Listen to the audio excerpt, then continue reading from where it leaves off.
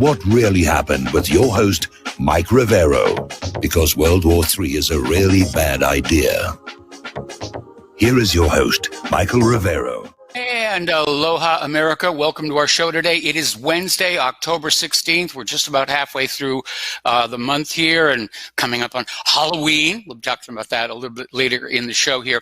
Our phone lines are open, 800-313-9443. Mike is in our control room, ready to answer the phone, put you on the air with your comments, questions, and opinions. And, of course, obviously, last night was the Democratic debate. And it started out interesting and fun. It kind of deteriorated, and I'll be very honest, I didn't make it all the way through. And I basically said, let's go watch Star Trek or something like that. They opened up the pre-debate, if you will, with all of these big muckety-mucks from the Democratic Party coming on out and taking, pot shots at Donald Trump about all the promises he made in 2016 that have not been kept. And the hard part is, for the most part, they were bang spot on. Trump has let supporters, his backers, his voters down on a lot of different areas.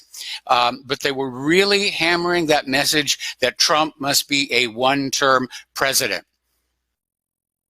And they really kind of just focused on that. The Democrats pretty much pandered to Israel. And that may not be a good idea, because polls are showing Democratic voters are starting to cool down on all of this unquestioning support for Israel. And they're beginning to recognize that the Palestinians have a legitimate gripe.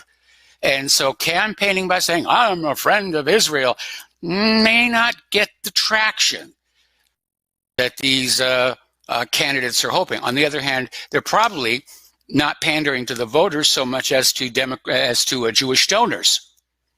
Sheldon Adelson and his ilk. And they're out there saying, give me money and I'll be a friend to Israel. Well, then it's reasonable. Give me enough money, I'll be friendly to somebody. And Joe Biden basically came on out looking, sounding, and acting a lot like Joe Biden. He stumbled and bumbled and rambled, and in a lot of cases wasn't really making much sense, to the point where Elizabeth Warren was laughing at him. They got her on camera. So anyway, the Democratic candidates, by and large, go on the attack, or went on the attack rather, against Elizabeth Warren on the health care issue, or health care for all, and taxes. How is she going to pay for it all? How is she going to lower taxes for ordinary Americans?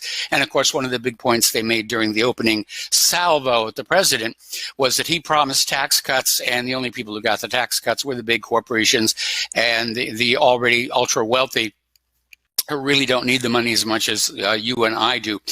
But they basically, that became an issue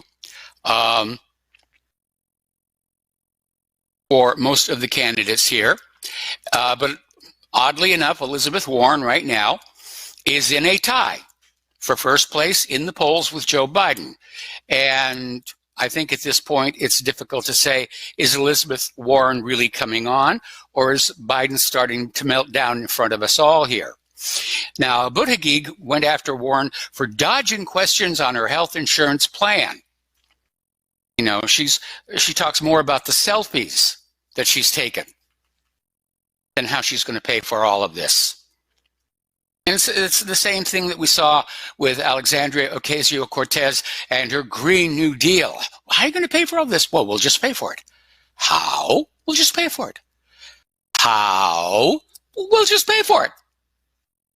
Ann Coulter came on out and said that Warren, if she's elected president, she's going to ditch economic populism. In other words, you ordinary Americans grab onto your wallets, you're on your own. And she's going to be pedal to the metal on the transgenders. And there was a lot of pandering to the LGBTQ, BFD, PSS, whatever it is this week. And they're trying to get the transgender vote. And notably, all of these Democratic candidates, when they were speaking, they weren't really talking very much about the wars. They really weren't talking all that much about the economy, other than it needs to be better, we can do it for you. Okay, now Tulsi Gabbard made that debate. She still hasn't qualified for November, and I hope she does, although I'm starting to kind of cool on her a little bit. In fact, to be brutally honest, I didn't see anybody on that stage that I could find enthusiasm for. You know, I mean, the stage was beautiful, looked like a rock concert, but those people standing up looked like a police lineup more than anything else here. So Tulsi Gabbard basically went on the attack against CNN and the New York Times, and basically on their turf because they co-hosted this debate. And she took them to task for this continuing accusation that because she was opposed to the war in Syria, that she simply must be a Russian agent. And even CNN's hosts were kind of squirming at that one. Apparently, one of the guests claimed that Tulsi Gabbard is a Russian puppet. Anybody who doesn't love the sting of battle and the smell of blood and the sound of the guns, they've got to be working for the Russians here. And the irony, of course, is it looks like Russia's going to wind up pretty much in charge of Syria anyway. We'll talk about that in a little tiny bit here. So in the middle of the Democratic debate, Anderson Cooper decides to step on in and declares that Joe Biden has been falsely accused. Really, he didn't do anything. It was just a coincidence. He was a vice president when Hunter was getting all these sweetheart deals, and you should make a big deal about that. That's how these things work. Now, Rush Limbaugh came on out with a comment saying that the Democrats don't want to get rid of Biden on the corruption angle because then they're all exposed to it. So Rush is basically saying they were all dipping in. They were all dipping into these deals here. Same thing, I think, my theory, over at the Clinton Foundation here. But there is a scandal there with Biden, and it is simply that classic case of nepotism. And yeah, of course, what's really interesting in an age when we're all being told that we must limit our freedom of speech, political candidates take the position that it's okay for them to lie, that they're protected by the First Amendment, that they can tell you anything they think will win your vote. You, ordinary Americans, you better mind your mouth and what you're saying here. So Joe Biden got up there and he said, my son did nothing wrong. I did nothing wrong. It was all legitimate work being done over there in Ukraine. As it turned out, Hunter Biden was also on the Amtrak board of directors. And when somebody said, what's he doing on all these boards of directors? I mean, he was just a young kid, just out of school. The only advantage he had, and he's admitted this on video, Daddy was the vice president. So the Democrats are out there trying to say, well, you know, Hunter spent a lot of time on trains. And that qualifies him to be on the board of directors of Amtrak. Well, I spent a lot of time on trains. Claire and I were involved in a railway museum when we lived in Washington State, but I'm not about to send my resume to Amtrak's upper management team. That would be silly. That would be absurd. Absolutely. Okay, now, a while back there was a big stink, and this is tied in with the Steele dossier, where Adam Schiff got pranked by these Russian DJs. They're becoming quite famous. They impersonate people. They have this knack to get on the phone and actually get through to very important people. And they basically pranked Adam Schiff, saying that they had compromising pictures of Donald Trump when he was in Moscow. Remember some of the details of the Steele dossier involved, you know, prostitutes and, well, I'm not going to go into the details here. We don't need to do that. And Adam ran with that, And then when it came on out that he'd been pranked, you know, ha ha ha, big joke. But John Hollis, who's running for Schiff's seat, has filed a formal ethics complaint based on that call and what Adam Schiff did with it. You know, I think we ought to bring back dueling, settle some of these gripes and everything. And as now that I think of it, the brace of dueling pistols used by Alexander Hamilton and Aaron Burr are still in the possession of J.P. Morgan in New York. A little bit of work, a little bit of oil, I'm sure they'd work. They're smooth bore, so easy to clean up here. All right, Adam Schiff is still telling liberal reporters that Trump coerced Ukraine's President Zelensky, even though the story was debunked 3 weeks ago. You know, hey, it sounds good, and I'm protected by the First Amendment. I'm allowed to say these things here. Meanwhile, 125 members of the House of Representatives have signed on to a motion to basically censure Schiff for this phony Trump-Ukraine script that he read on the floor of the Congress without informing people it was a work of fiction. And Adam Schiff tried to sort of deflect from that by saying, well, it was satire. It was humor. Everybody should have realized it was a parody. They didn't announce it at the time here. Getting back into the impeachment situation, this is just getting murkier and murkier and more absurd as time goes on. Jim Jordan is out there, you know, saying whistleblowers do not have a right to anonymity. And we shouldn't pay attention to somebody who insists that they do. If I'm going to blow the whistle on somebody, I'm going to put my name on it so you know who you're dealing with. And you should demand exactly the same. Who is this person who is making these claims? Now, in the case of Edward Snowden, we know it was Edward Snowden. In the case of Chelsea Manning, we know it was Chelsea Manning. In the case of Julian Assange, we knew it was Julian Assange. They did not hide their identities. And by the way, they did pay a very heavy price for exposing government wrongdoing, which is what whistleblowing is supposedly all about. And the latest bombshell to hit this impeachment circus, and in the clowns, there have to be clowns. It turns out that the latest Democrat impeachment witness, Fiona Hill, was not even working in the White House at the time of Trump's phone call, but she was very upset with it. That's literally what has come on out. She wasn't even in the White House when all this supposedly happened. She has reasons to be upset.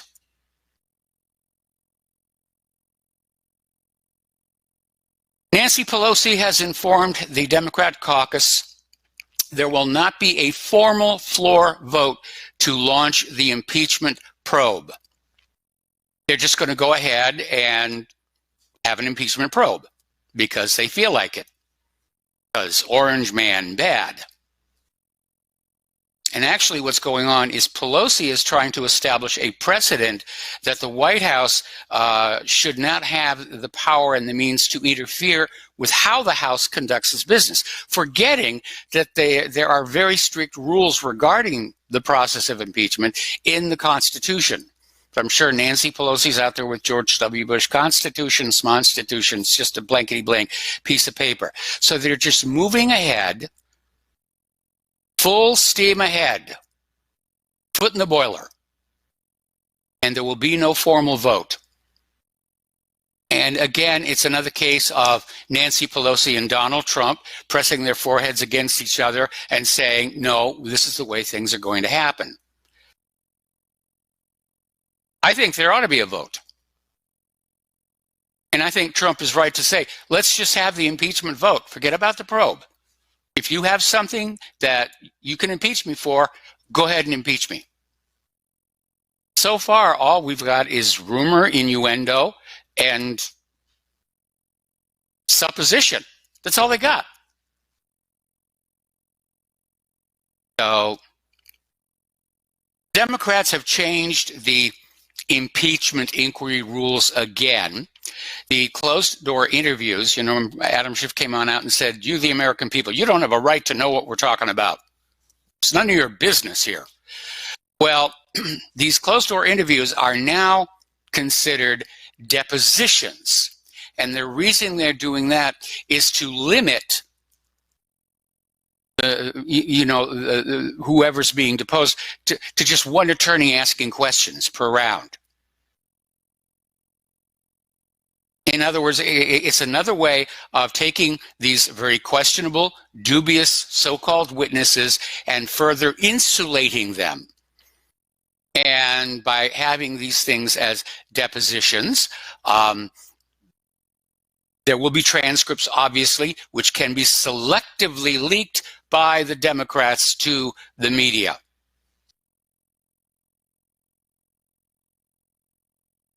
So that's why they're doing that one here. But it looks like the impeachment push is losing traction. I know a lot of people are tired of hearing about it. It's a great deal. If you've got an impeachable offense, and by that we mean, obstruction of justice, sicking the IRS on somebody, abuse of power. That's what they're trying to claim, is that this phone call represented an abuse of Trump's power. Well, you know something? Phone calls with the leaders of other countries, that's actually in the presidential job description. Roosevelt would call Winston Churchill, for example. Nobody impeached him for that. And we already know the claim that Trump coerced the Ukrainian president. That's been discredited. So where is the impeachable offense here? Anyway, over at the Drudge Report, he has been running weeks of Trump impeachment headlines. And today he appears to have stopped. And his lead story was all involving the NBA and China affair. And so, yeah, they're losing traction over there. This impeachment thing is not working. And it's not working for a very simple reason. Impeachment is a serious, serious matter. And you can't just impeach the president just because you don't like him.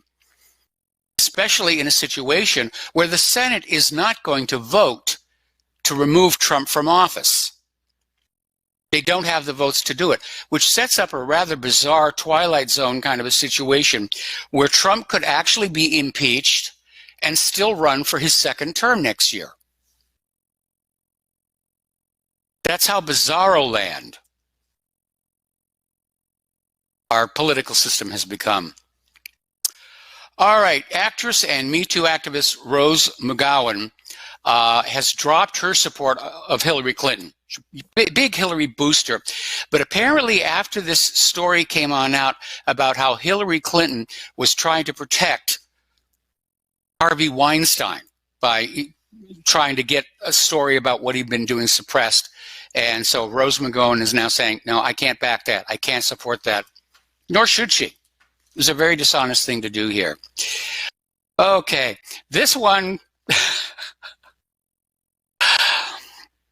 You never can tell. This is going to be this Christmas hot-selling item.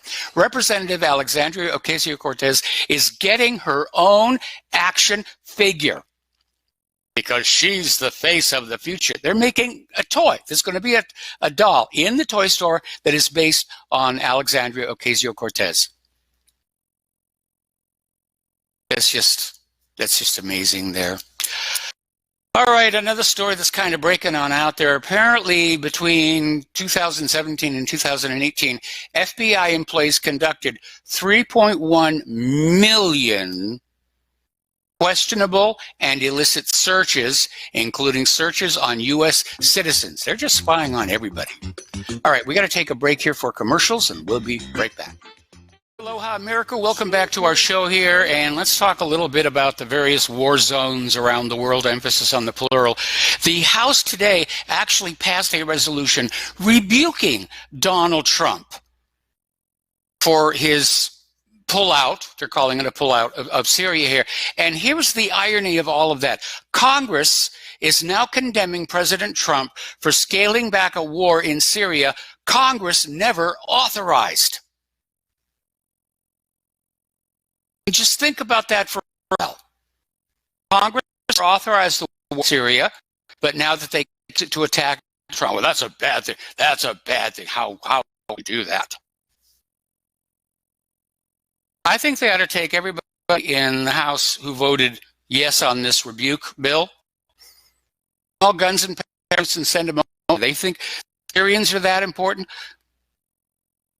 And why are the Syrians and the Kurds more important than our own American children? That's another question that never seems to get answered, never even gets asked, certainly not in the corporate media here.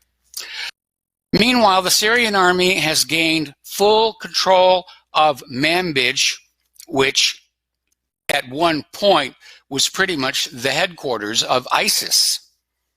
Made huge gains there. The Syrian army enters the strategic city in Al-Raqqa with heavy equipment. They're rolling in the big guns and the big tanks. It's going to be a noisy night there. And a story that came out of government slaves that, yes, confirmation, the Kurds have joined with Assad to defend Syria against Turkey. This is going to be kind of interesting here. Meanwhile, we look at all the bloodshed that's going on in Syria, and it's horrible. Apparently, they, like Lebanon, have been hit with this barrage of forest fires at Homs, Latakia, and Turtus. And these are all these farmlands. And crops are being destroyed.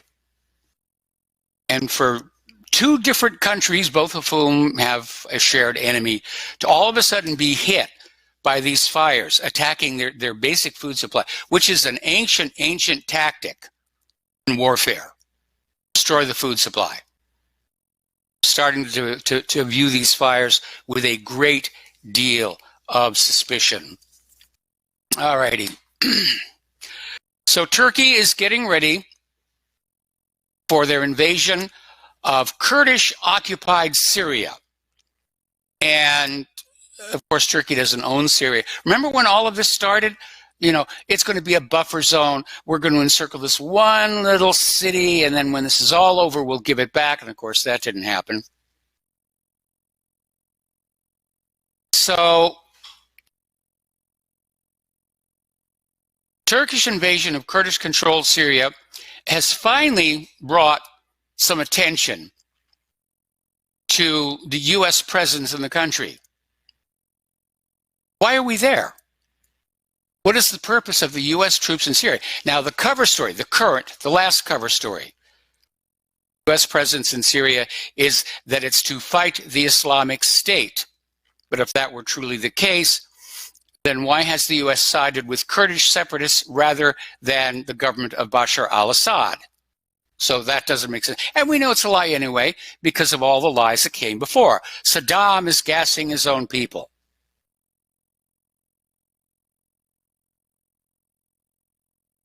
We're there to basically take control of the oil. And of course, Syria is a strategic location. If you look on the map, you can say, yeah, you can project a lot of power from there here.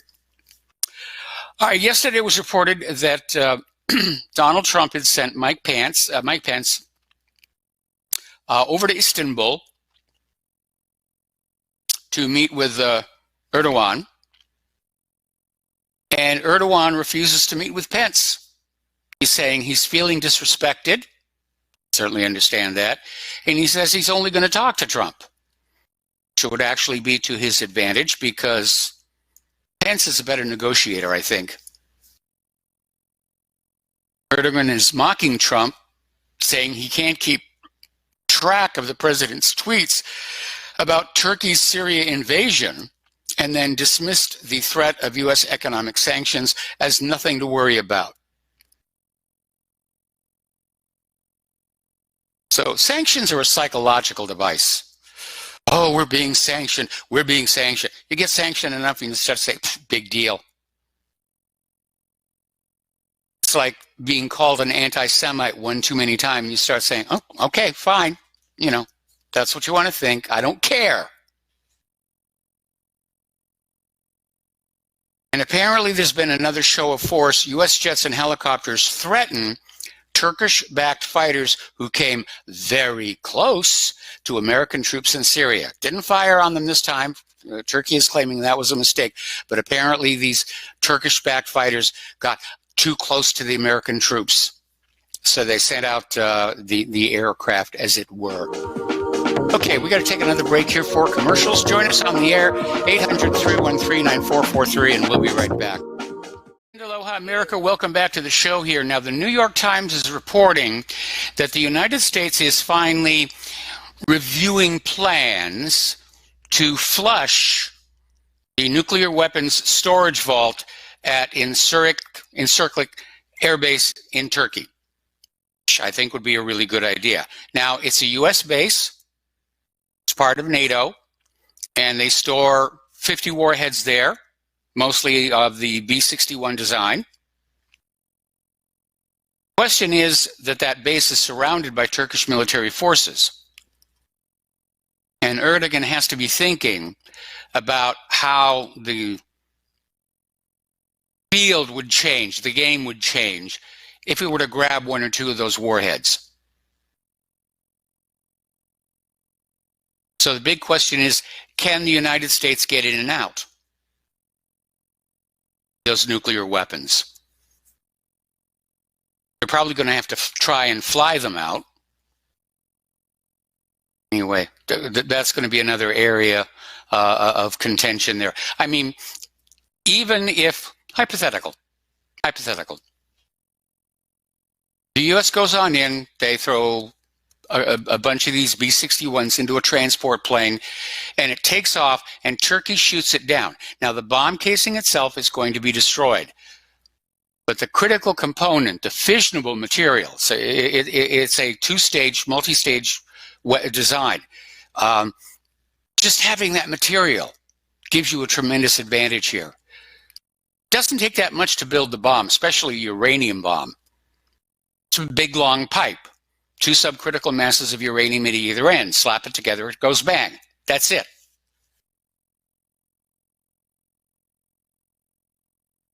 So there could actually be a conflict over these nuclear bombs between 2 supposed NATO allies. Now, ABC has been taking a lot of criticism over showing this video twice, which was actually taken at a Kentucky gun range a couple of years ago. At night, they were out there with the Tenorite and having a lot of fun. And ABC aired it as a current story, claiming it showed Turkey's military killing Kurdish civilians after being abandoned by President Trump. And they showed this thing twice, and they've been called on it. And ABC News is still refusing to issue an on-air correction. They want you to believe that what they showed you is true. And it wasn't. It was another lie. Over in Hong Kong, China, protesters are waving droves of USA flags as Xi Jinping threatens to, quote, smash their bodies and grind their bones into dust. That is really heating up over there. And waving those US flags is not helping the situation that Beijing thinks this is the United States getting ready to carve Hong Kong off of China the way they tried to steal Crimea from Russia. So that's tensing up over there as well, and it doesn't seem to be showing any signs of slowing down. Meanwhile, over in Spain, as we mentioned briefly yesterday, the leaders of the Catalan separatist movement, and they began this something like 10 years ago, and they had a referendum. And the referendum said, we don't want to be part of Spain any longer. We want to be Catalonia. And the Spanish government came in and said, no, we own you. And they arrested the leaders of the separatist movement, and they put them on trial and sentenced them to an aggregate of almost 100 years in prison. And this has not made things better. because apparently there's a major, literally they're calling it a battle. Tens of thousands of Catalonians have taken to the streets, and apparently it is so chaotic. Flights at Barcelona airport have been disrupted. Tourists were forced to get out of their taxis hundreds of yards away from the airport and walk to the departure building. Everybody's angry these days, and I don't blame them. I'm old enough to remember what the world was like in happier times. All right, so let's talk a little bit about the economic news here. The Federal Reserve is confirming that a big part of the liquidity crisis we're all dealing with right now, meaning there's not enough money to go around, is federal government borrowing, because, you know, they need more of those things that go bang and boom and, you know, knock very large holes in other people's property. Again, this is a symptom of the collapse of the Soviet Union. Over in China, they're really in trouble with this African swine fever. Up to 50% of China's breeding pigs have died. And of course, China is a major consumer of pork products. They're trying to buy as much as they can from the United States. That's being leveraged as part of a new trade deal. Really doesn't seem to be working right now. And I've got to be very honest, I think the United States of America ought to be thinking about hanging on to our food supplies for the American people. Because we're going to be in big, big trouble this winter. And that's something else that the Democrat candidates didn't even bother to mention during the debate. The fact that there might not be enough food for the American people, let alone the illegal immigrants going into next year. So now Trump had earlier in the week said there's kind of a deal light China that's about to happen, shot the stock market up. Turned out, no, China says there is no deal. They want more concessions from the United States, and the stock market went back down again today. So, over at Target, the management there raised the wages of their employees due to activist pressure. And then to make up for it, they cut the hours. And this is not the first retailer we've seen do this. The money just isn't out there, guys. We were talking the other day about this expert over at J. Morgan saying we've got to find a way to get Americans to borrow and buy more. And note that they're talking about borrowing. They know we can't find the jobs to earn the money to buy the stuff we need to buy. But just put it on the plastic. It'll get taken care of somewhere down the road. I don't think so. I think we're headed for a big economic crash. The Democrats are going to blame it all on Donald Trump. But it's still not going to correct the problem that the American people, once again, due to the money junkies, the Federal Reserve, are going to get put through the economic ringer. Because that's the way it's set up to work. One generation works as hard as they can, and they build up some real assets, homes, businesses, whatever. Then the economy gets crashed, and the bankers come on in, and they repossess it all. And then they turn around and they sell it to the next generation after that all over again on credit. It's like this giant heartbeat that is continuing to pump the real wealth of this nation out of the hands of those whose labor created that wealth and into the pockets of these bankers. And all it cost them was colored ink and paper and numbers in a computer. That's it. That's all they put into this thing.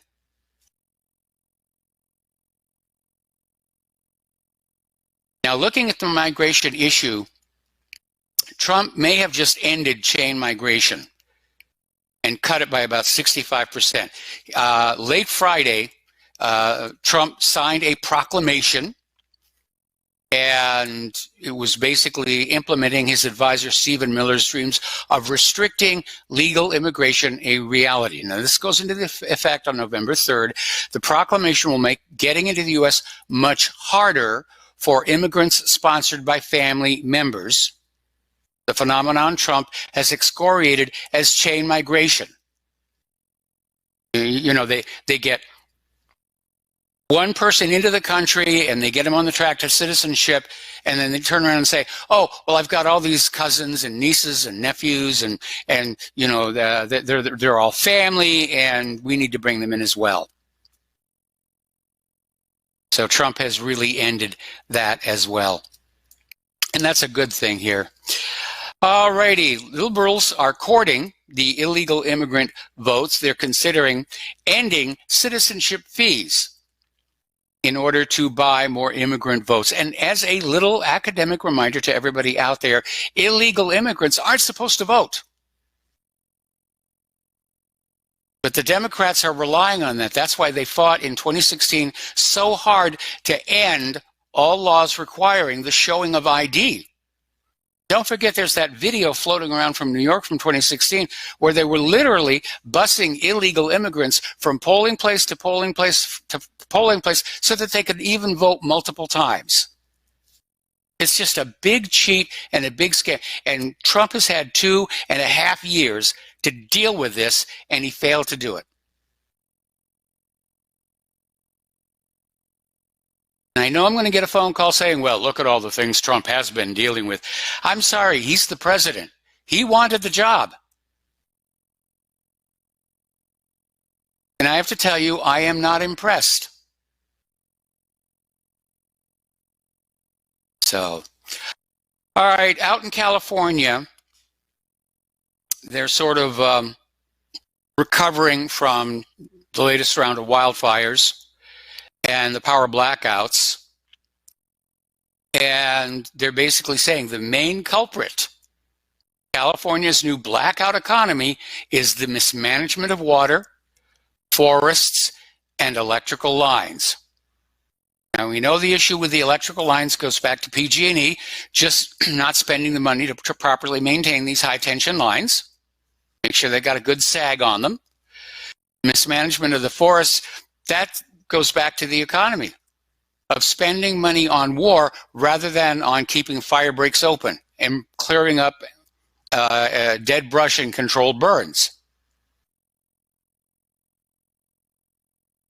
They're doing a terrible job out there in California, in liberal land. By the way, apparently sexually transmitted diseases among infants is now up 900% in California. Just think about that for a minute here. Okay, getting on back to Sandy Hook. The jury has awarded Posner $450,000 for defamation by I'm sorry. Okay. Okay, James Fetzer must pay Leonard Posner $450,000. I don't know where he thinks he's going to get that. But as it turns out, the name of the book, Nobody Doubted Sandy Hook, was not the problem. The judge identified 4 specific statements that he said were defamatory, including the one that Posner had fabricated a death certificate for his son.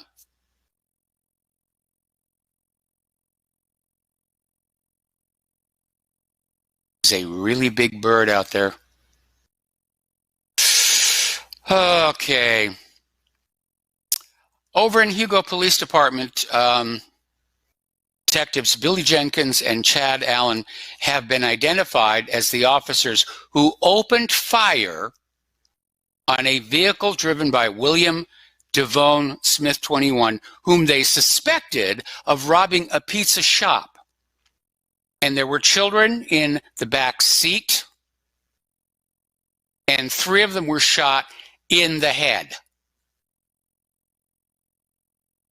Now, whatever happened to shooting out the tires?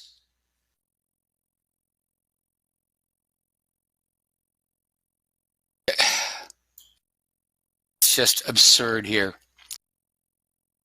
Okay, worn out flash memory is suddenly bricking Tesla cars. Tesla's got another problem here. And on the older Teslas, they've got this flash memory which is embedded in one of the control cards. Should be removable, replaceable, now knowing that they've got the problem. But apparently Tesla's computers are writing so many logs to this flash memory, it's literally wearing them out. And when the flash memory fails, the car's center console stops working. The car can be driven, but it won't charge the battery. So I've seen the Tesla up close, the first one. It's a beautiful car. It really is. And I do think electric cars are the wave of the future. But you know, I think we've reached a point where we are getting rather gratuitous with our implementation of computerizing everything. And maybe we should pull back and simplify, just for the sake of reliability. Just for the sake of reliability. Do we really need to have this computer system here doing this on the car? Or the coffee pot? Or the washing machine?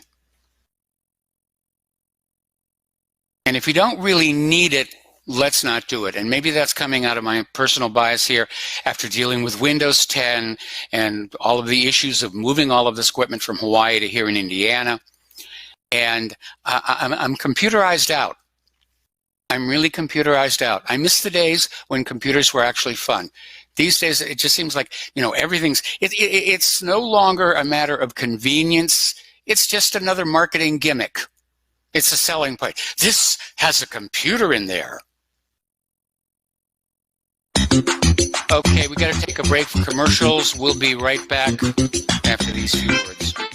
Aloha, America. Welcome back to our show here, and we're talking about computers and technology has become decadent. It's more trouble than useful. And I was talking with David the other day, just saying about, you know, we've hit this point where we spend more time trying to keep these machines working than they spend working for us. If you're a movie buff, and especially if you're my age, probably seen Fritz Metropolis. And it presented this upside down world. And of course it didn't have computers, but it had large mechanical machines. And they used humans to drive these machines around. So, I don't mean drive like a car, like I mean literally grab the gears and turn it and push it and make it do what it was going to do. So I think maybe it's time for a general simplification. If it doesn't really need a computer, don't get one. I think in Frank Herbert's Dune, there's this concept of what was called the Butlerian Jihad, which is literally where there was a revolt against computers. And that's what led the Society of Dune to sort of return to something closer to Renaissance, except that they still had faster than light travel. Anyway, speaking of faster than light travel, and I got one of these things the other day here. This Forpies botnet has apparently made $115,000 in 5 months from these mass spammed sextortion emails. And apparently they're using this botnet. They're sending out like 30,000 of these per hour. And basically the scam email comes on in and says, you know, the last time you viewed porn, you downloaded this malware that I wrote that has been recording your pleasurable activities using your computer's camera. And unless you send me whatever in Bitcoin, I will send this split screen video of what you are watching and what you're doing while you're watching it. And apparently they made 115,000. Now, first of all, when you're dealing with somebody of my age, this thing isn't going to happen anyway. But what really amazes me is apparently how many people fell for this. Now, apparently, these campaigns have run in literally the millions of emails, 27 million in one case. So not that many people are falling for it, but apparently enough are to pay for it all. All right, we've got to take a break here for station identification. Please join us on the air, 800-313-9443, and we'll be right back. You're muted. Oh, I'm sorry. My mistake. Trying to do too many things at the same time here. All right, so I want to backtrack to this issue of the illegal immigrants voting in the election, which they should not be doing. And so Steve Elkins sent me this flashback article from WorldNet Daily, which includes a video of Barack Obama encouraging illegal immigrants to vote. Now, that's a crime. It's a Title VIII violation at the very, very least. It's election fraud. So basically in this interview, he says there will be no repercussions if they vote illegally.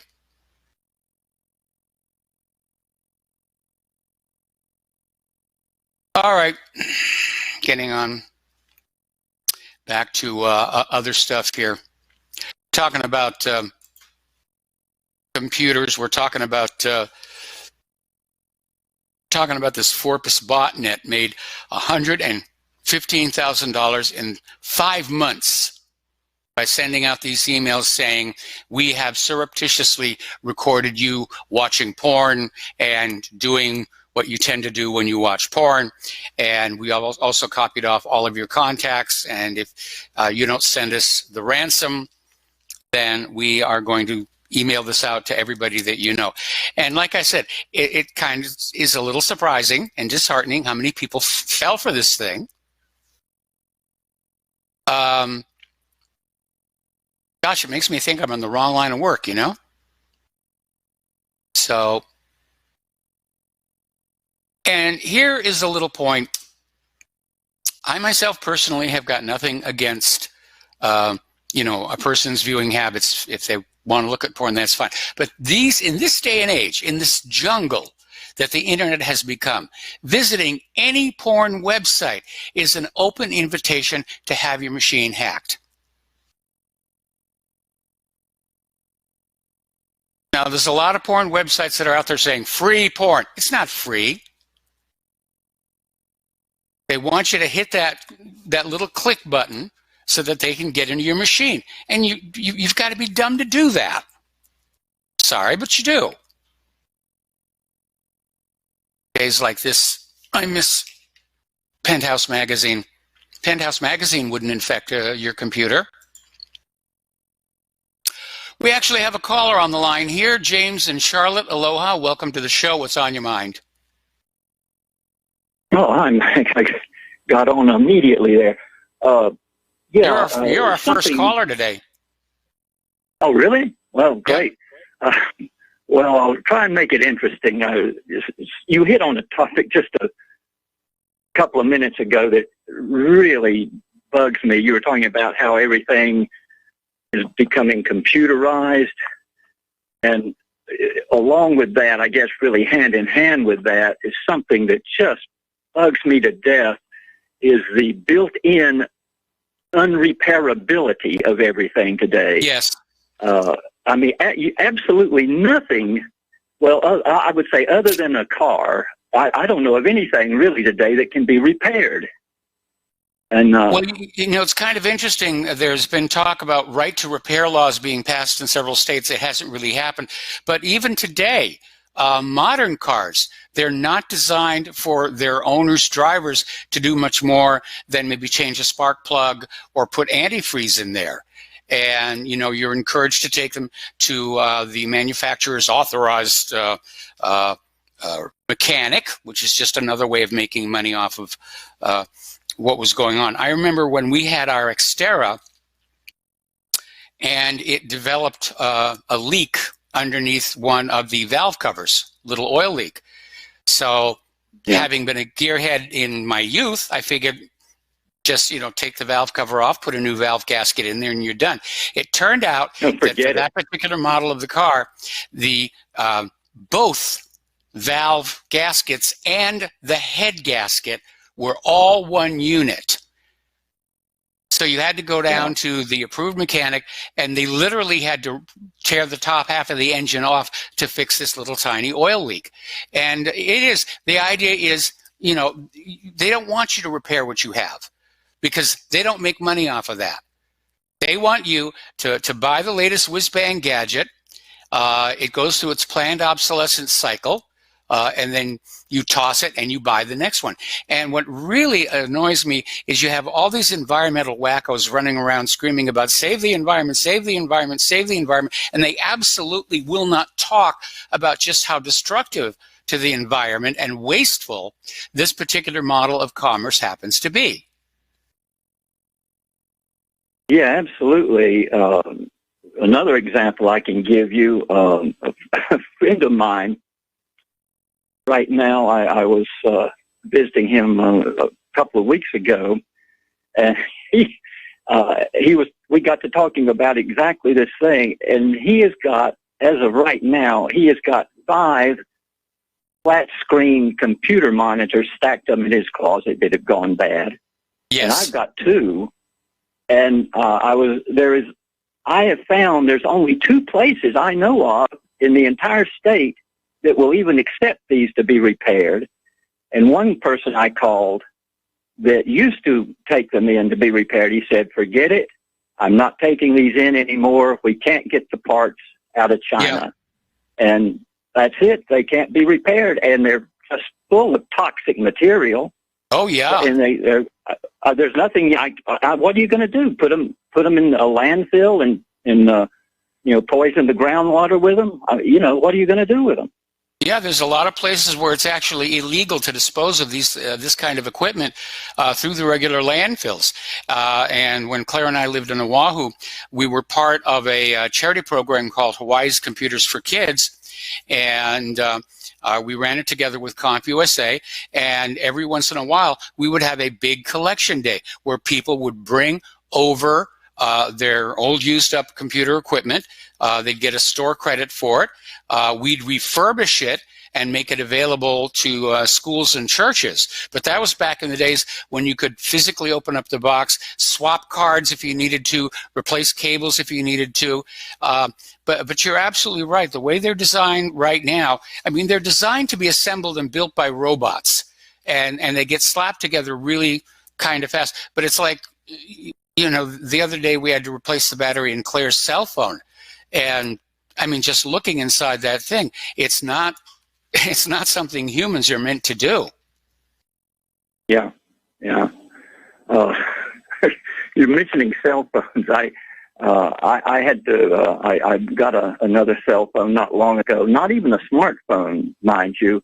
And the manual for that is 128 pages long. Sounds about right. Stupid little cell phone. It's just unbelievable, and it looks like it's only going to get worse. I don't know.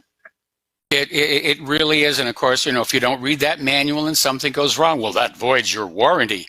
And I know when we got our newer car after the Honda got stolen and everything, the instruction manual for that is something like 300 pages long. And it's like, by the time you finish reading the manual, it's time to, resell the car and retire. Yeah. Usually you get several manuals now when you buy a car. I know a friend of mine got a Subaru, and I think she got 4 or 5 separate manuals with it. Yeah.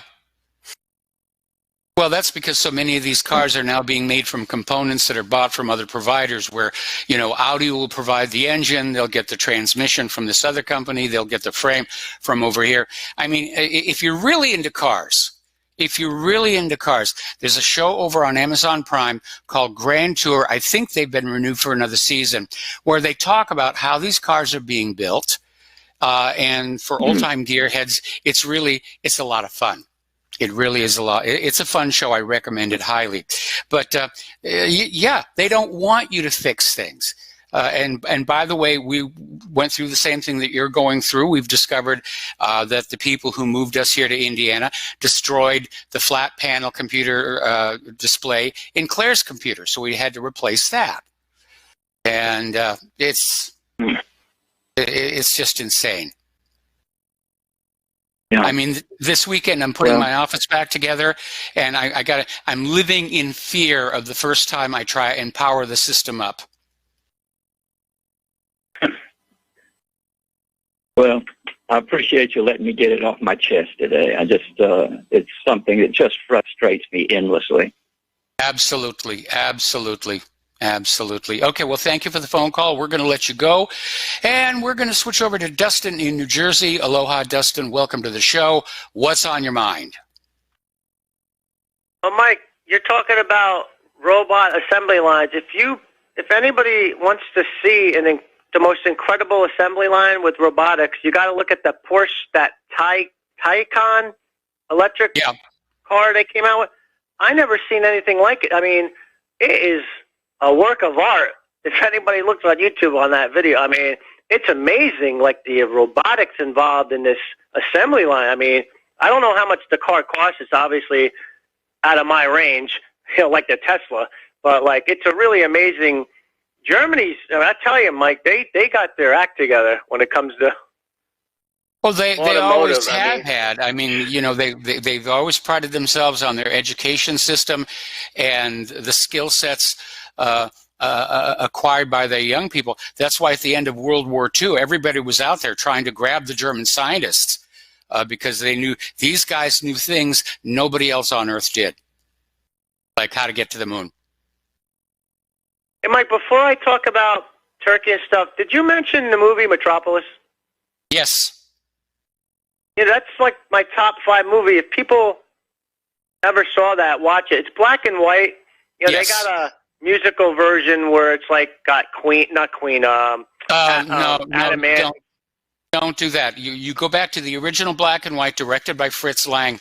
And what's really kind of amazing is, considering when this was made, and considering the openness of the German culture, there's a lot of skin being shown around. And it made the girl playing the robot that was designed and built to mislead the revolution. It made her like an overnight star. Yeah, and that was made in the 1920s. They lost a lot of footage. They had a fire at the theater, right, I believe, and they found footage, so they pieced it back together on the Blu-ray one later on, like in the last couple of years. And I recommend to you listeners, watch it. It's about the haves and the have-nots. That's what the movie's about revolting against the upper class, because the people who did all the work lived underground, and all the rich people lived above the ground, enjoying the fruits of the people who worked underground's labor. And it's like now, where people live in penthouses or they live in these giant they tend to look down on the little people, just like the kings and queens living in castles. So nothing's changed, like throughout history, So moving on to Syria, and Erdogan talked to Putin. So I mean, there's already been a deal made with this whole with Turkey and Russia and this and Mike, I don't know if you heard this. There was like a report that 3 C-17 Globemaster planes, cargo planes, was headed toward the vicinity of Turkey.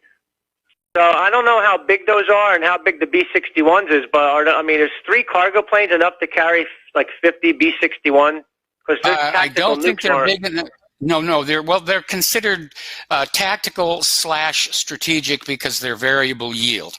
But yeah, the C-17 is a big airplane, and I don't think they're going to take out all 50 at the same time. But yeah, obviously an air convoy has been started, and that's a good thing. I would be very concerned about Erdogan grabbing one of those nuclear warheads.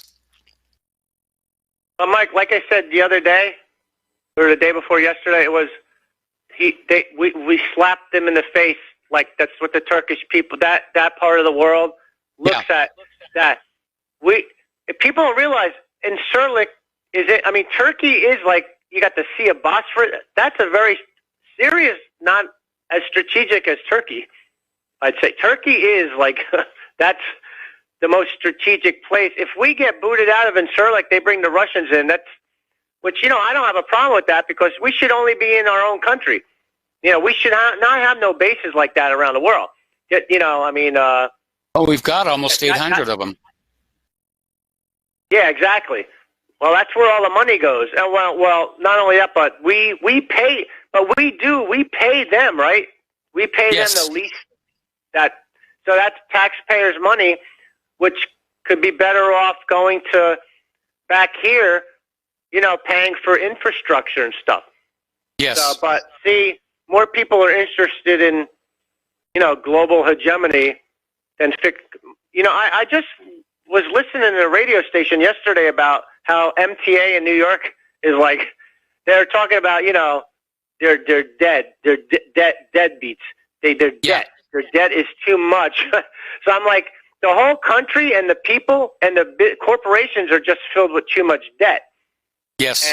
But they said, but their bonds, Moody's says their bonds are okay. Moody's, but yes, it's all a rigged game, because I know, wasn't GM like reduced to like junk status? No, that was Ford, right? They got reduced to junk status, like their bonds. But all of it is like debt filled. How long do you think this is going to last with the debt? I'm surprised it's still going on. I got to be very, very honest. At some point, the rapidly accumulating debt has to overwhelm the system. And I'm noticing that other countries' economic ministries are now openly talking about a complete global reset of the financial system. Now, I don't know what it is they're intending with that, whether they're going to shove socialism down our throats. But yeah, it's very obvious the United States has mismanaged its economy to the edge of a cliff. They owe too much money. They have destroyed the means of production by which Americans could even have a prayer of paying off that debt. And I admire the engineering that goes into the robots that are building things like the Porsche, but we've got to get people to work. People have to be able to trade their skills and labor for decent wages and salaries to fuel the consumer economy, because that expert from JP Morgan was saying consumer spending is the only thing holding what's left of our economy together. And Germany ain't doing so well right now. Nobody's doing well. A lot of it's being masked, like especially here. Yeah, everything's being masked over. All right, Mike. Have a good night. All right, thanks an awful lot. And we're going to switch over to Ralph in Santa Maria, California. Aloha, welcome to the show. What's on your mind? Oh, hi. I ran across the article about stopping 5G, and I completely agree with it. We have to look forward to 6G, which is now on the horizon. There are companies out there. There is a young man, Mike Philippi, in Manapilly, Manipilly, Manapilly, who's advertising on the internet about the radio frequency chip. Well, that's a 6G chip. The real thing is that those chips all need software, and there's a company, a small little company that makes the software, which makes your cell phone 10 times more powerful. that little company is called SITA, and its initials are CYCA, to give them a plug. But that's and it's they have a compression technology and whatever that means, and they're able to work with robots. Okay, thank you. Thanks. All right, Ralph, we got to let you go. We got to take a break for commercials. We have another caller waiting on the line, and we'll be right back. Aloha, America. Welcome back to here. We're going to go back to the phones in Arizona. Hello, Gil. Welcome to the show. What's on your mind? Yeah, hi, Mike. You're talking to an old TV repairman that's out of business now because you can't fix them anymore. That's true. Here's a tip that, I used to really enjoy using that tube testing machine down at the drugstore when the TV would start acting up. Oh, pull out all those tubes, take them on down, and test them. That was fun. Well, 1958, my first color RCA TV had 42 tubes in it. Anyway, that's about right. That's about right. Yep. We got our first color TV because our black and white TV got struck by lightning. Oh wow! Here's a real good tip for somebody shopping for a TV. A few months back, I went to buy a 32-inch television for the bedroom, and I went to one of the big box stores, and there's three 32-inch TVs on the shelf. One is $129. Picture wasn't so good, and then the one for $129 was a real off-brand, and then there's the two big name brands. One was $179, the other one was $219. The $179 in the middle was not as good, but the $219 was absolutely good, great picture. So I asked the salesman, I says, "Let me see the remote control for that cheap TV." You know what they did? They had the contrast and brightness turned down on the cheap TV, and it didn't look as good. I adjusted it. It looked as the picture was just as a good quality as the more expensive, $100 more expensive TV. So anybody that's shopping for TV, don't go by what the picture looks like. Ask the guy for the remote control and you adjust it yourself. That's all I wanted to say. Well, that's good advice. That's absolutely good advice. You know something? I would not have thought of that, but you're absolutely right. They're going to be pushing the higher end, more expensive product, and they're going to try and set things up. So that's what people want to buy here, as long as you have a protection plan or a decent warranty, the off brands are not a problem because it's really all the same components in there. They're all being imported from the same factories, more in Vietnam than China these days.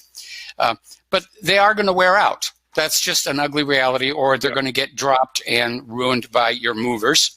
And you just have to deal with that. What is really kind of interesting, though, is the push into newer functionality for the TVs, like the smart TV. That's a good example of not computerizing something that doesn't need a computer. When I buy a TV, I want to watch TV. I don't want this thing constantly popping up saying the Smart Hub is now refreshing and going to a bunch of stuff that I'm never going to use. Really. Right. So, well, I had a friend, I'm 79. I had a 85-year-old friend that bought one of these smart TVs. He had to return it, couldn't use it. He didn't understand anything about it. It's hey, give me the old-fashioned stuff. But anyway, I thought some of your listeners might find that interesting. Ask the salesman for the remote control and adjust it yourself. Okay, thanks, Mike. You have a good one. All right, thanks an awful lot. I mean, I like the picture, obviously, on the newer TVs.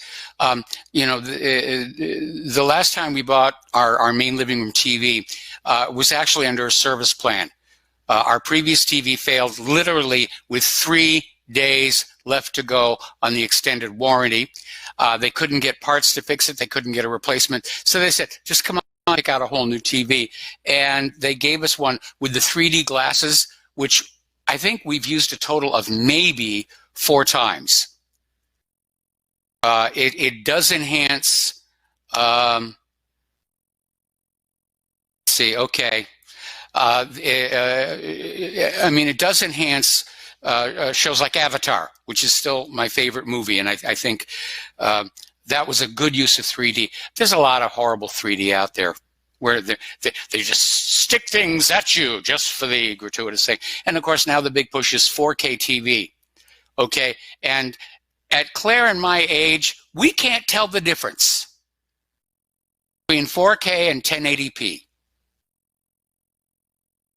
So anyway, all right, let's see. We're coming up here on another break, and I'm being nagged that the auto brightness on my camera is making a bunch of adjustments all by itself, and that may have to do with my sitting directly underneath a light.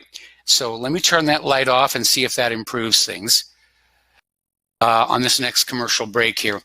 We're going to start with Peter in Los Angeles. And Peter, I'm going to have to take you through this next commercial break. What's on your mind? You know, Mike, I've reading over the website and reflecting on a couple of books I've read recently, and I want to talk about denunciation and how where that's come in our society, and how.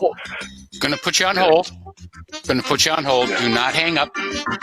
We'll be right back. Aloha, America. Welcome back to the show. We're talking with Peter in Los Angeles. And Peter, what's on your mind today? Well, Mike, I was thinking about denunciation and what part that plays in our society now. And yes. Give me just a second to tie a couple things in. You had an article the other day about a guy who was a 68-year-old guy who was tagged, veteran, tagged with the red flag laws, and denounced by somebody that overheard him talking about something in a restaurant, had all his guns taken away. That was in California. Yep. Of course, there's no proof or anything like that.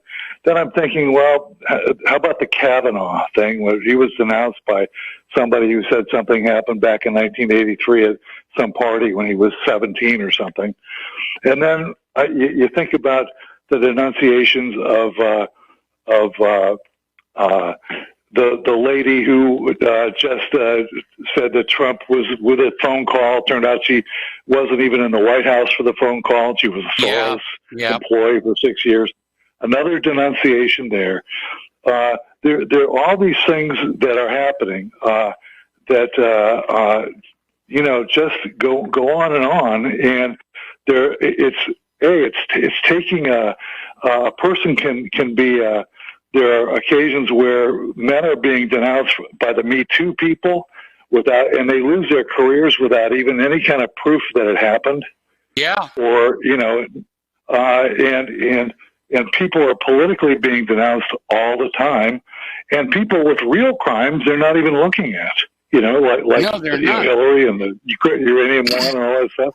And we're being encouraged to join the hive mind, which is that when somebody comes on out and says, oh, this person groped me, we're all supposed to say, oh, what a horrible thing. It must have happened, because we have to believe when we are told these things. And no, we don't. I mean, we know that political denunciation is a potent weapon, and we know what happens. People in politics, people in corporate leadership, they're liars. I'm sorry. I wish the human race were more honorable, if you will, but they're not. We were talking about that guy who had run the CIA and said, we lie, cheat, and steal. Really? Do you think that makes you unique, that you are not, just another part of the human race? And Mike, I was watching something about the other day about the show trials of the 30s in the Soviet Union, yes, where people were being denounced for nothing, or in our lifetime, when we were in our teenagers, the Cultural Revolution in China, where something like 40 million of people in China were killed, and there were mass denunciations and all that sort of thing. If there were any trials at all, the French Revolution. The French Revolution, and I want to point out that off the top of my head, the people who are being denounced are almost all white males. Just as an observation. Yes. It's hard to find people who aren't white males who are being denounced, and there's no jurisprudence here at all. No. And it no seems due to process, be, no requirement to prove. We've returned to the Code Napoleon, where you are presumed guilty until you can prove that you are innocent, and that's not the way the jury was set up. Yeah, and it's all driven by the media that echoes and echo chambers all this stuff, and it even ties in with what the Project Veritas thing was saying about CNN and the way they're doing their business. But the media is driving a lot of this. I mean, they give the coverage to the people who are shouting them down. Like the kids who were in front of the Capitol building from Kentucky, who that Indian guy who turned out was remember that? The kids from Covington, Kentucky, and all that kind of thing. I remember. All that was covered from their point of view, and not the kids who were just, their crime was being, frankly, their crime was being white kids and conservative white kids. Yes. There's nothing else, and they were pilloried, but it's really, really, it's hysterical almost. Really, it's almost an induced hysteria. Yes, that's exactly what it is. That's exactly what it is. The goal here is for everybody to move as a herd, to suspend their critical thinking facilities, to suspend doubt and suspicion. They're trying to basically reassert their ability to lie to us all with impunity. We took that away from them with the internet and the independent media. Going back and looking at history before the internet was available, we're discovering this kind of stuff has been going on all along. And they got away with it, and they thought it was great. They thought it was their divine right, whether it was the Kennedy assassination or who knows what all else. And we took that away from them, starting with Vince Foster. No, we, the American people, will no longer believe what the government and the corporate media is telling us because you lie to us so much. Mike, I have an ongoing, it's really driven a wedge through my family. My sister is a PhD, and she believes everything the New York Times and everything that the West Side of Manhattan is cool to say in cocktail parties. That's basically what she believes. All right. And there was, and she quotes the New York Times and the corporate media like it was biblical. And I keep saying it. Today there was that article where somebody from CNN had denounced Tulsi Gabbard as being a Russian spy. And the New York Times and CNN. Yes, that's right. And CNN, the CNN guy said it, and I sent that tape and all that to my sister, and I said, what do you think, man? Is she a spy or what? It's just the most ridiculous stuff, but that's what passes for normal fare now. You can denounce somebody, and so all these people they don't like, that their politics, it's being guided by the media and the deep state, in my opinion. And people are getting suckered in by their own egos, okay? Because they want to feel they're on top of things. They want to feel they have a good bead on current events, but they don't want to invest the time and effort into actually finding out. So they sit back and they look at CNN or the New York Times or whatever else is in front of them and say, yes, okay, that's what's going on. That's what I choose to believe today. I'm informed. I'm cultured. I'm sophisticated. And, they get to feel good about themselves without really having a reason to, without recognizing their own intellectual laziness. Another one, I sent you, I think I sent it to you, a video of something that happened in Minneapolis where there was some guy, looks like you or me, about our age, wearing a MAGA hat, speaking, and somebody came up and spit on him. Some Antifa guy came up and spit on him right in front of the camera. And then a little later at the same rally, another perfectly, behaving herself sort of middle-aged or white lady. Well, somebody came up and actually punched her for wearing the hat. Now, these are Antifa people, by the way, another George Soros person, organization. We know that George Soros is connected with the CIA, right? Yes, we know that. I mean, this is brown shirt behavior. I mean, people who are old enough to remember the rise of the Nazis should recognize Antifa represents the brown shirts. Yep, that's exactly right. And they're taking our discourse away. They're taking all that's being taken away. Yes. We're now denunciation and baseless charges echoed by a controlled media and a controlled intelligence system, you know. Mm-hmm. It's really scary, Mike. So it is very scary. Anyway. Well, just a little food for thought, Mike. I've got to go pick up my daughter from tennis practice. Okay. So, well, happy tennis. All right, man. Have a good day. Bye-bye. All right. Thanks an awful lot. We're going to let you go. Okay. Getting on back to this whole issue about the porn botnet and the sextortion. And like I said, I'm getting more spam and scammers over my internet and cell phone connections than I get real meaningful traffic. And it just shouldn't really be that way. And I don't care what your tastes are regarding pornography, but you are an idiot if you go to any pornography website, especially one that says we're going to show you free stuff, because they're going to use it to infect your machine. They really, really are. And that's why I miss Penthouse magazine so much, because it doesn't wreck your electronics when you read Penthouse. Okay, speaking of porn, Britain's dropping their porn ban. Remember, they had this plan. They were going to make users prove they were over 18 to view adult content. And there was such a backlash from websites and concerns over privacy that Britain has dropped that plan. And I think that was probably the smart thing to do. Some politician made a lot of points off of it. But the reality is, you know, when you're online, how do you prove how old you are to the satisfaction of the guy at the other end? You just click a box, yes, I'm over 18. I am not a robot. It was never really going to work anyway. All right, this story should upset you. Certainly upset me. This is from naturalnews.com.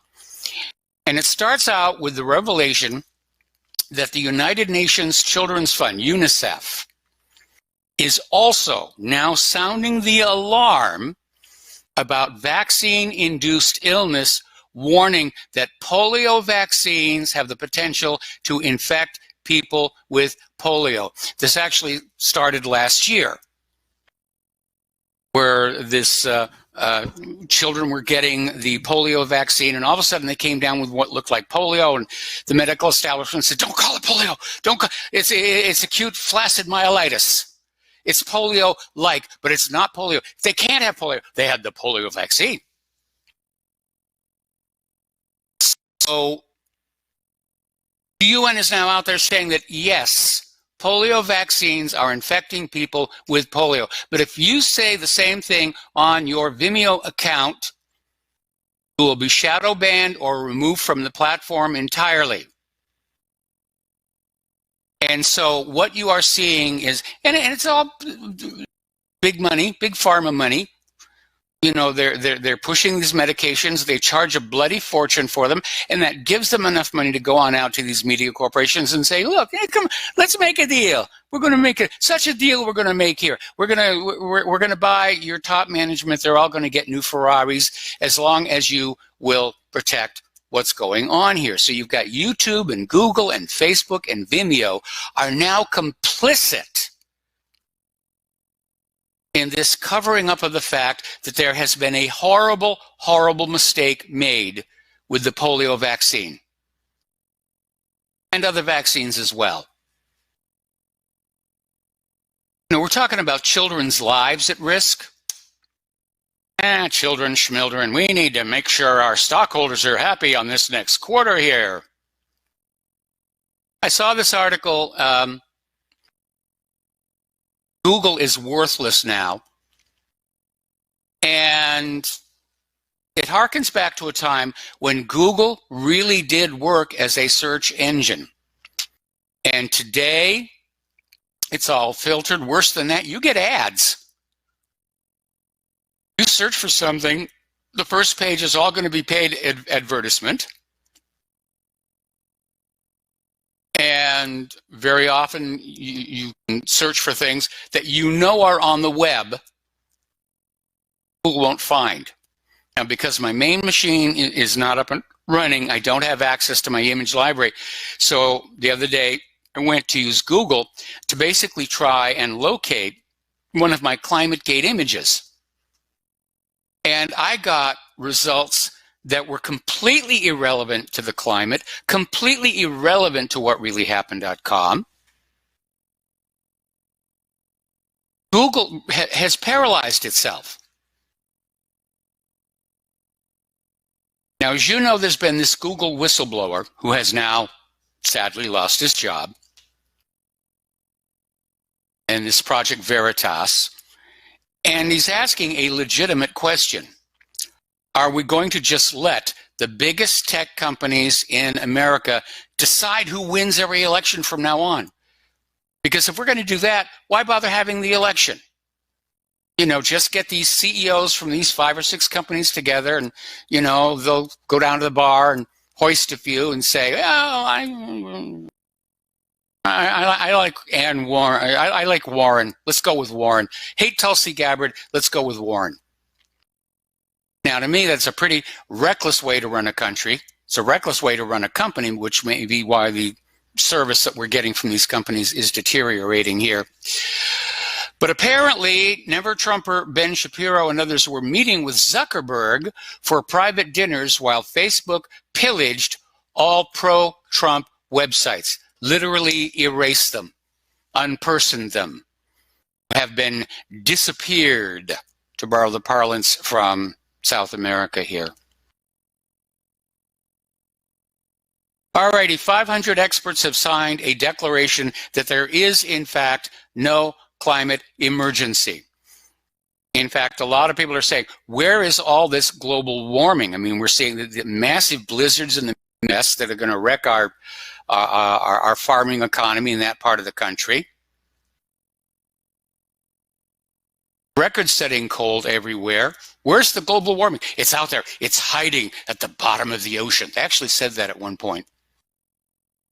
That the Earth was warming. It felt cooler. The winters were cooler because the heat was hiding in the bottom of the ocean. And my response to that is, have you ever heard of something called convection? Warm water rises to the top. Cold water sinks. Apparently, some parts of Greenland are now so cold, it is interfering with the reproduction of certain plants and animals. And Niels Martin Schmidt of Aarhus University in Denmark is saying, if it's a one-time event, it's not that big a deal. But if this turns out to be something that's going on a regular basis, we're looking at some massive extinction events here. And by the way, speaking of global warming and just how broiling hot it's been, Vancouver has had its coldest October 10th in 123 years. We got to take a break for commercials. We'll be right back. Aloha, America. Welcome back to our show here. And Claire is actually in her office looking at the news and posting a few things. And she put up some articles that she felt we should probably cover today rather than waiting until tomorrow. Now, one of the big news stories, of course, is that Trump has demanded that Turkey immediately call for a ceasefire in Syria. And Turkey told Trump to basically go pout sand. But apparently, Donald Trump is still trying to salvage the situation. And let's be honest, okay, I want to be clear here, okay? I love the idea of our troops coming home. I love the idea of slashing the Pentagon's budget by about at least 90% and letting the American people have their money back to build better schools and infrastructure and so forth. I'm all in favor of that. But Trump mishandled the situation. He guessed wrong on what Erdogan's reaction was going to be, and it's going to cost him. It's going to cost him. So apparently, when Turkey invaded Syria, Donald Trump wrote to Erdogan saying, don't be a tough guy. And Trump is still promising that he can get concessions from the Kurds. No, you can't. You stabbed them in the back. They're not going to listen to you anymore. He's out there saying, history will see Erdogan as the devil if he attacks. I really don't think so. I think the horns are located a little more closely to home. Okay. The U.S. is deeply concerned that China continues to buy Iran oil. How dare you buy oil from people we don't like? What's wrong with you Chinese people? Now, Russian patrols right now are blocking conflict between the Turkish and Syrian armies. It looks like Putin, the statesman, once again, stepping in to try and calm things down. I think Putin should get the Peace Prize. Forget about this Greta Thunberg and the rest of it, this global warming nonsense here. Putin deserves the Nobel Peace Prize. I think he should get it. I'm not in a position to nominate him. You have to be a previous winner of the Nobel Peace Prize to actually submit an official nomination. But if I were, Putin would definitely get it here. Anyway, Assad's key advisor is out there telling Russia today that a Turkish invasion actually creates better conditions for Islamic State terrorists because of the chaos it creates. And he's absolutely correct on that, because ISIS is able to use the chaos to restructure, rebuild, which is what certain interests within the Pentagon would like to see happen. All right, this is interesting here. Apparently, an Israeli defense engineer reveals why the Saudi defenses failed to stop the Aramco attacks. It's always been something that's been a bit of a head scratcher, where whatever was fired at that... Oh, my goodness. We're at station identification break. We'll be right back. Aloha, America. Welcome back to our show, hour number 3. And one of the big questions... and again, our corporate media doesn't ask this. It's too embarrassing, really. How is it that whatever attacked that Saudi refinery blew right past all of this U.S.-supplied weaponry? And apparently this Israeli defense engineer has sort of figured out what was going on. First of all, he says that the Patriot systems, which were protecting refineries, have a low efficiency against drone swarm attacks. And basically, former director of the Israel Missile Defense Organization, Uzi Rubin, has revealed in an interview with a defense news media outlet that Saudi air defenses, namely Patriot missile systems, failed to repel the combined drone and missile attack on the country's oil facilities due to the aerial assailants flying below the horizon.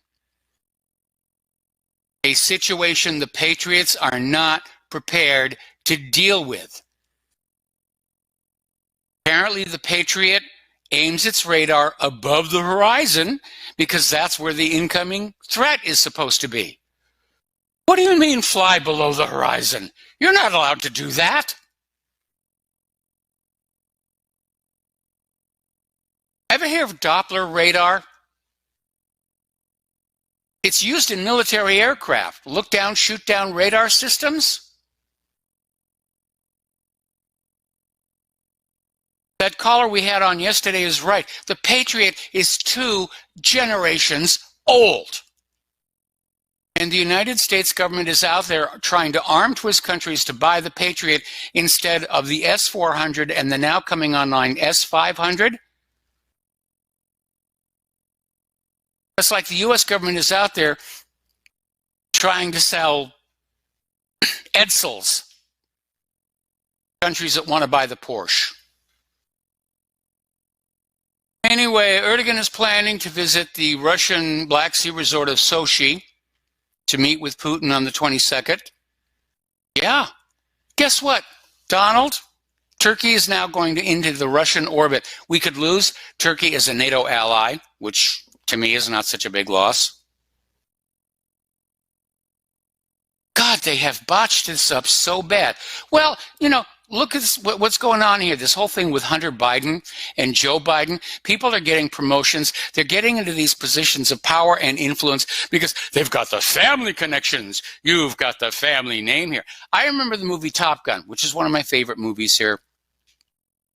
And Tom Cruise is being ripped up one side and down the other by the commander of the air group on board the carrier where he's serving, is saying, your family name ain't the best in the Navy.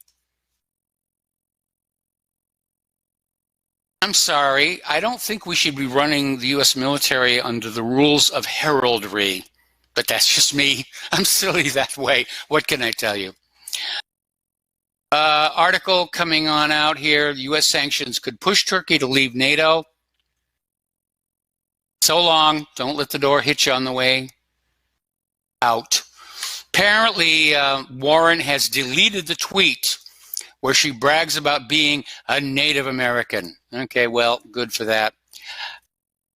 It's not going to go away. It's definitely not going to go away because we will not let it go away. We in the independent media are going to keep that one alive. Now, I think Joe Biden is a wreck. I think he is too old to be president here. But Warren lied to us all. She lied about being Native American. She used that status to obtain special advantages. She refused a DNA test for the longest time, and when the DNA test came on back, I mean, I've got more Native American blood in me than Elizabeth Warren does. Goes back to an incident that happened in the 1600s. Little story here. Some of my ancestors were traveling from Boston to Concord, New Hampshire. It was a 2-day trip. And so they had this Huron Indian guide. And so obviously halfway through, they make camp for the night. They're sitting there. There's a fire going. And one of my female ancestors is there, who was notorious for hard of hearing. You couldn't really hear. So the Huron guide turns to her and says, well, you want to go to sleep or what? She goes, what? That's why I have Huron blood in me. But I'm not running for political office, so it doesn't really matter. All right, we're talking about human-caused global warming, which does not exist. Vancouver just had their coldest October 10th in 123 years. Don't tell me the planet is warming up, or I'll get grouchy. Don't make me grouchy. You wouldn't like me when I'm grouchy. Ask Claire. Article out of Investment Watch blog, climate change scientists lie about everything by cherry-picking different time windows for every study, graph, or news announcement. And yes, they do. And Al Gore got caught doing it himself in his mockumentary. Oh, we got a caller on the line. All right, let me finish this thing about Al Gore. In his mockumentary about Inconvenient Truth, he reversed the growth charts for CO2 and global temperature to make it look like increasing carbon dioxide warmed the Earth. The reverse was actually true. When you zoomed into the scale, you found that the Earth warmed first, and then, because of increased bioactivity, it produced more carbon dioxide. See, makes sense. This is why I wish they would emphasize science education in school a lot more here. All right, we have a caller on the line. Rick in Arizona. Aloha, Rick. Welcome to the show. What's on your mind? Rick, are you there?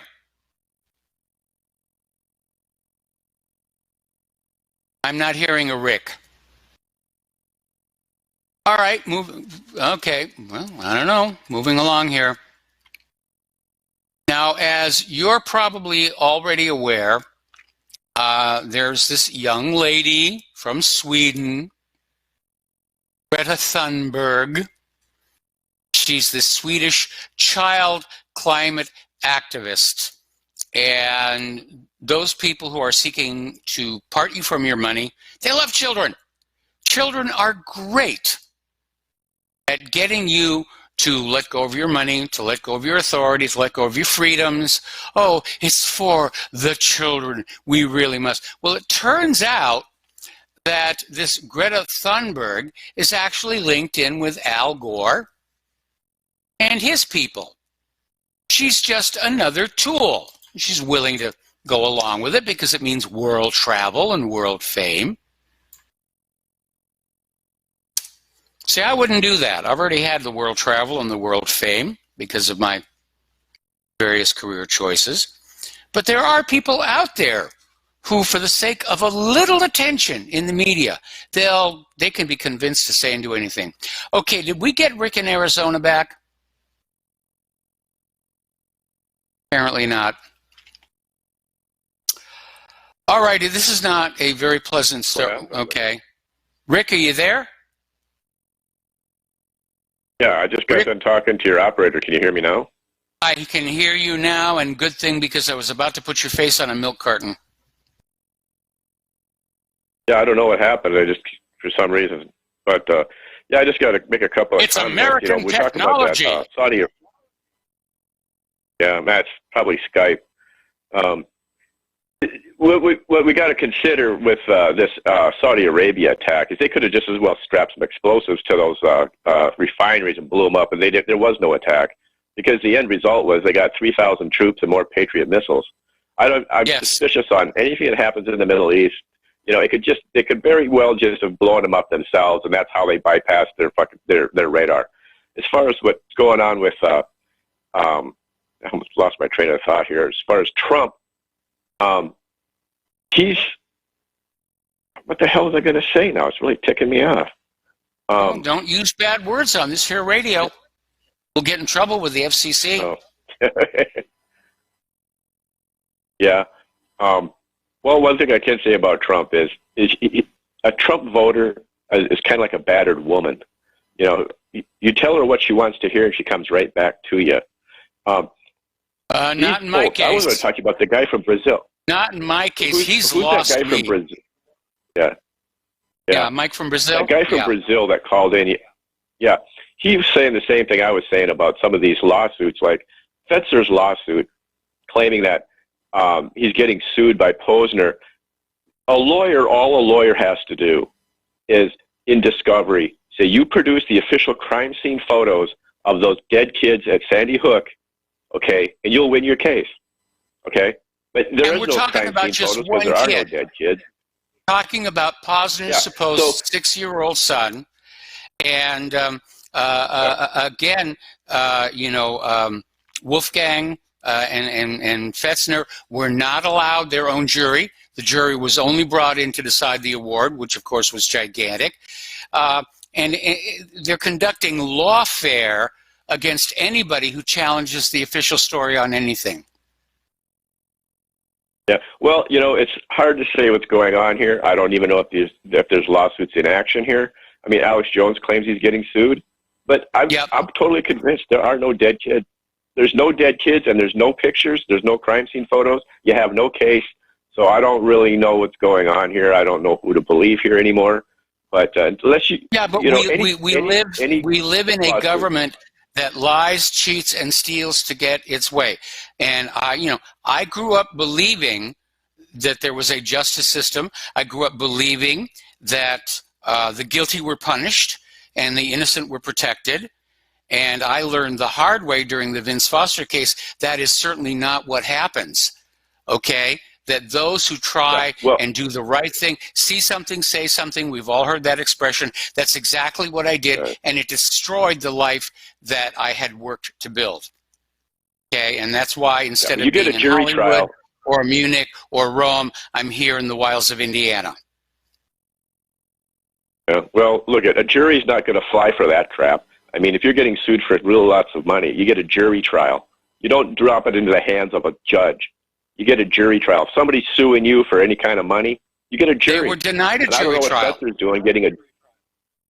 No, that can't happen. My brother-in-law's attorney. My brother-in-law's an attorney. I talked to him about this. He says there's something wrong with this lawsuit. You cannot. Of course, there's something wrong with it. Deadly wrong with it.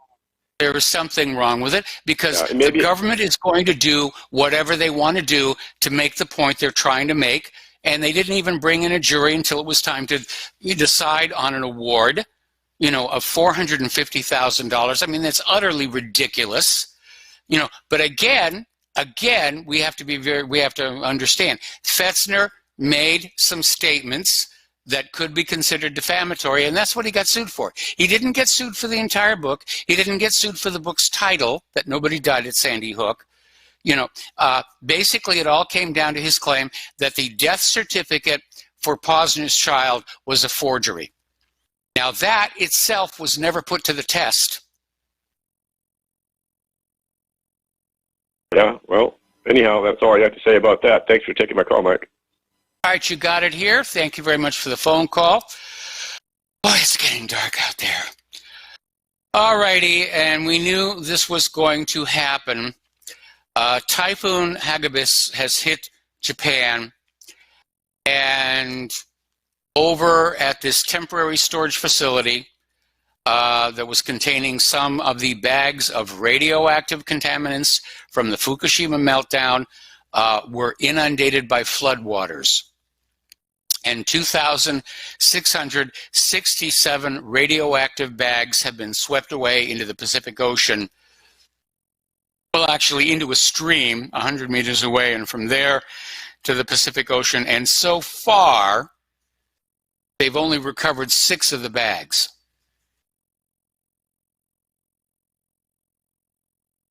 What a mess that they have made there. All right, we talked about this earlier in the week, but we're going to talk about it again. We're coming up on Halloween. And Halloween is a time of year where you dress up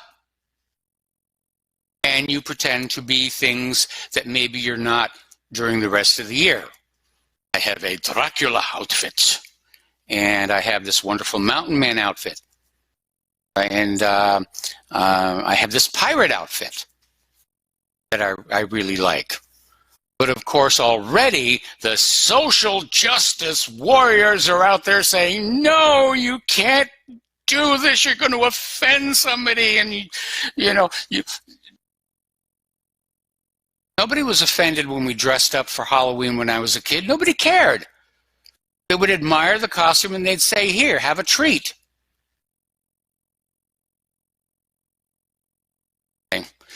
So apparently, starting over at Michigan State University, an institution of higher indoctrination, they're already out there saying that you will not be allowed to wear certain offensive costumes because we can't allow anybody, anywhere on planet Earth, or indeed the entire solar system, to be offended. Apparently, an elementary school in the Chicago suburb of Evanston announced they're canceling Halloween altogether. Forget it. It's not going to happen.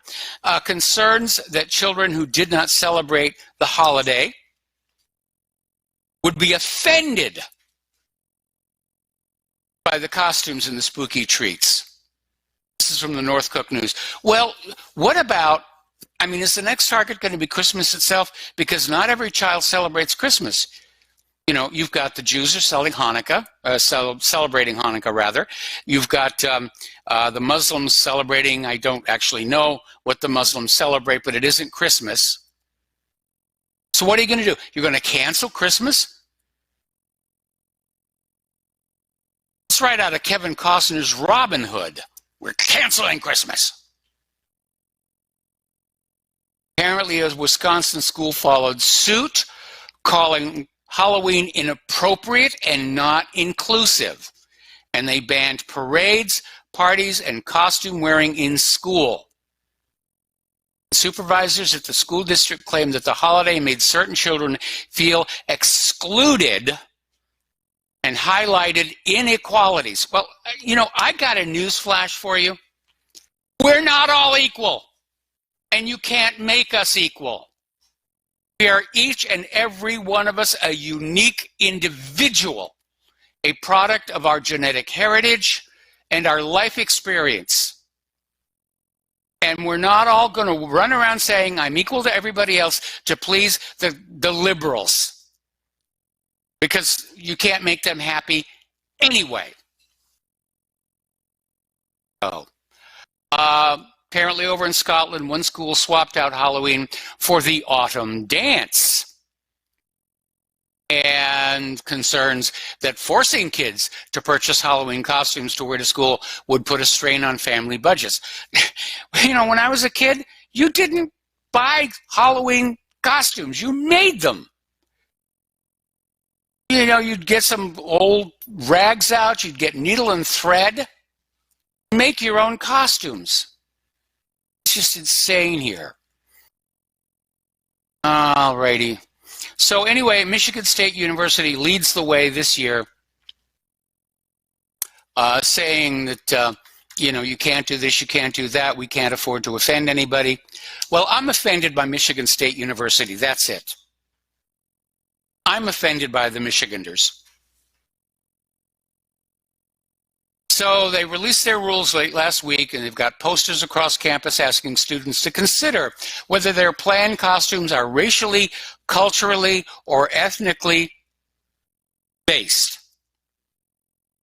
I don't know. Most pirates were Spanish. Does that apply to my pirate costume? It's crazy out there. Okay, we're coming up here on another commercial break, and then we've got a couple of callers waiting on the line, and we will be right back. Aloha, America. Welcome back to our show. We're going to go back to the phones here to Tom in Florida. Aloha, Tom. Welcome to the show. What's on your mind? Yeah, Michael, good day to you. Speaking of Halloween, I recommend you and Dustin go see that movie, Addams Family. It has to do with New Jersey. I think you'll get a kick out of it. I would really recommend anybody from New Jersey to see that movie, the Addams Family movie. But yeah, Mike, what's on my mind is what I heard today about Jesse Smollett. Yes. They're basically trying to cover this still up, and this guy, you know, it was $130,000 in overtime. They're trying, the media's keeping this out of the media, but there's one network that does talk about it, OAN, and Jesse Smollett. If this would have been reversed, Michael, and this would have really happened, say this really would have went down, you would be hearing about this still to this day in the debates and all that, these Democratic debates, how poor Smollett was beat up by white guys, and Donald Trump make America great again hats on. I mean, what hypocrisy and what disgraceful, lying criminals that are controlling the media. It's absolutely appalling. Yeah, what's going on with the media. And this Jesse Smollett guy, just you know, he got off scot-free basically. Yes, biggest he did. hoax there is. Yep. And Chicago's off the chain, as you well know. You talk about it. It's off the chain. The demon rats, they keep talking about Trump and collusion and this and nonsense and that nonsense.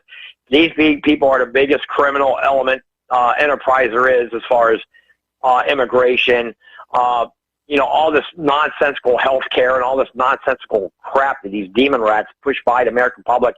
And I hate to say it, Michael, you got a lot of uninformed voters. They're just total dummies.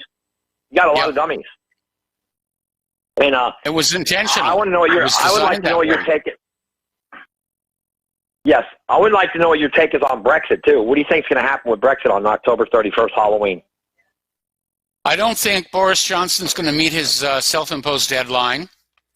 And I think if they don't resolve this, if they don't yield to the will of the British voters, this could literally result in a European civil war. That's what I'm thinking, Michael. Exactly what you're saying. I think the same thing. Yeah. I think Ireland's going to blow. They're flooding Ireland with a lot of Muslims. I mean, I think things are ready to blow in Europe way quicker than they are in the United States. That's my opinion. Yeah, I agree.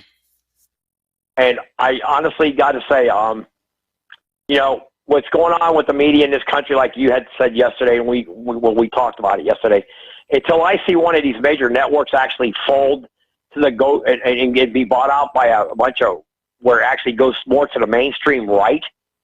Yeah. The narrative with these liberals is just disgusting. This guy Shifty Schiff, he's working for Israel. Schumer's working for Israel.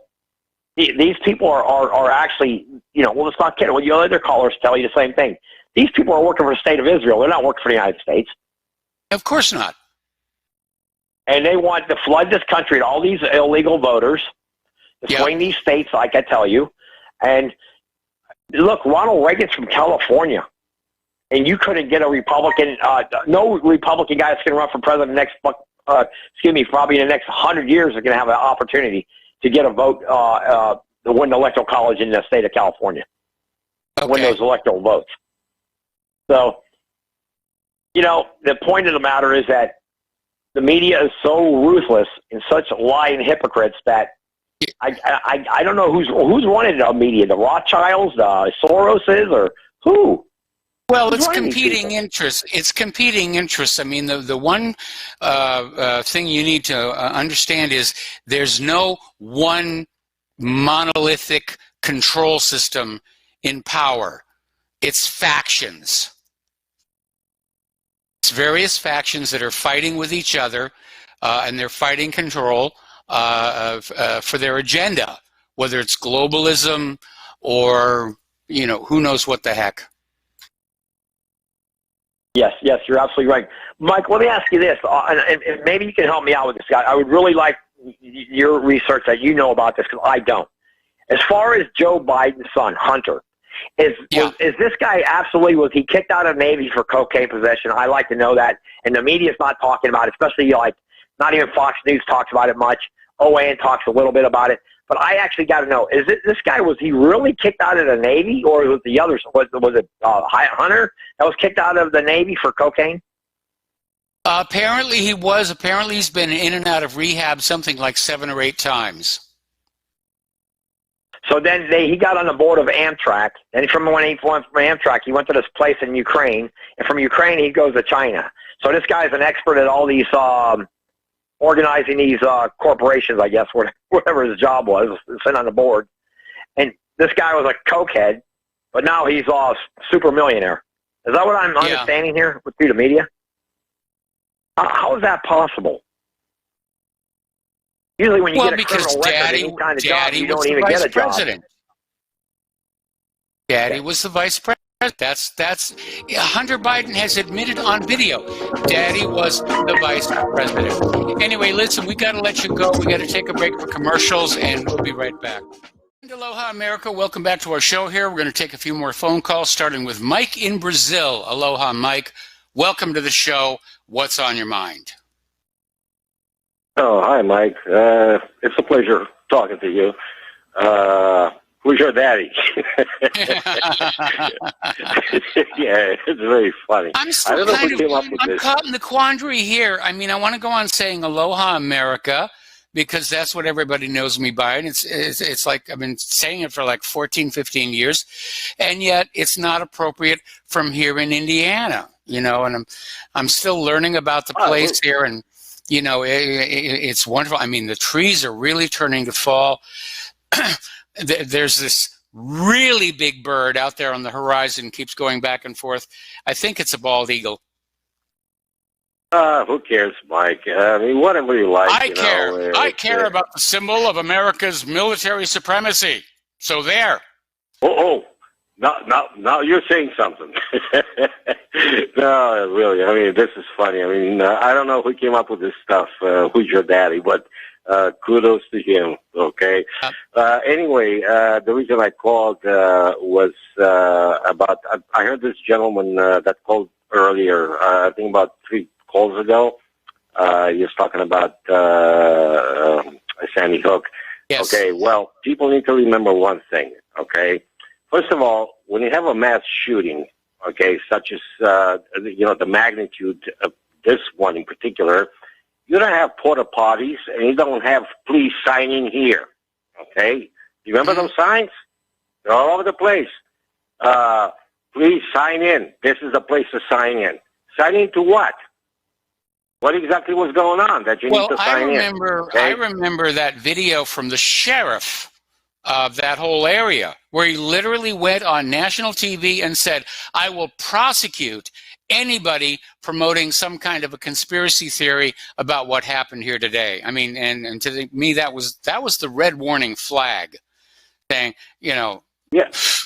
You're talking about that. Like glue a lieutenant, neon sign to your forehead. I am a liar. Yeah, you're talking about that police lieutenant who also said that I hope that, well, quoting his own words, what he said, okay, I'm not making this up, okay, neither am I paraphrasing him. He said, I hope this thing is not going to come crashing down on your head. Okay, so that's another red flag right there and there. So he knew what he was talking about. But the crucial point I'm trying to make here is this guy Fetzer, I could represent him. I'm not a lawyer. You know that. I said that yesterday when I called in. I'm not. My father was a lawyer. Was very successful on. He only lost 6 cases in 50 years of practicing law. 6 cases he lost in 50 years. So I think that's a damn good record that he has. That's a very good record. Probably, yeah, well, I probably inherit the genes from him. But I tell you what, I could represent this guy and win the case for him if they would allow me to. Nope. See that? Yes, that's exactly. You just hit in the head. They won't allow you to. It's like the case with the Boston Marathon bombing.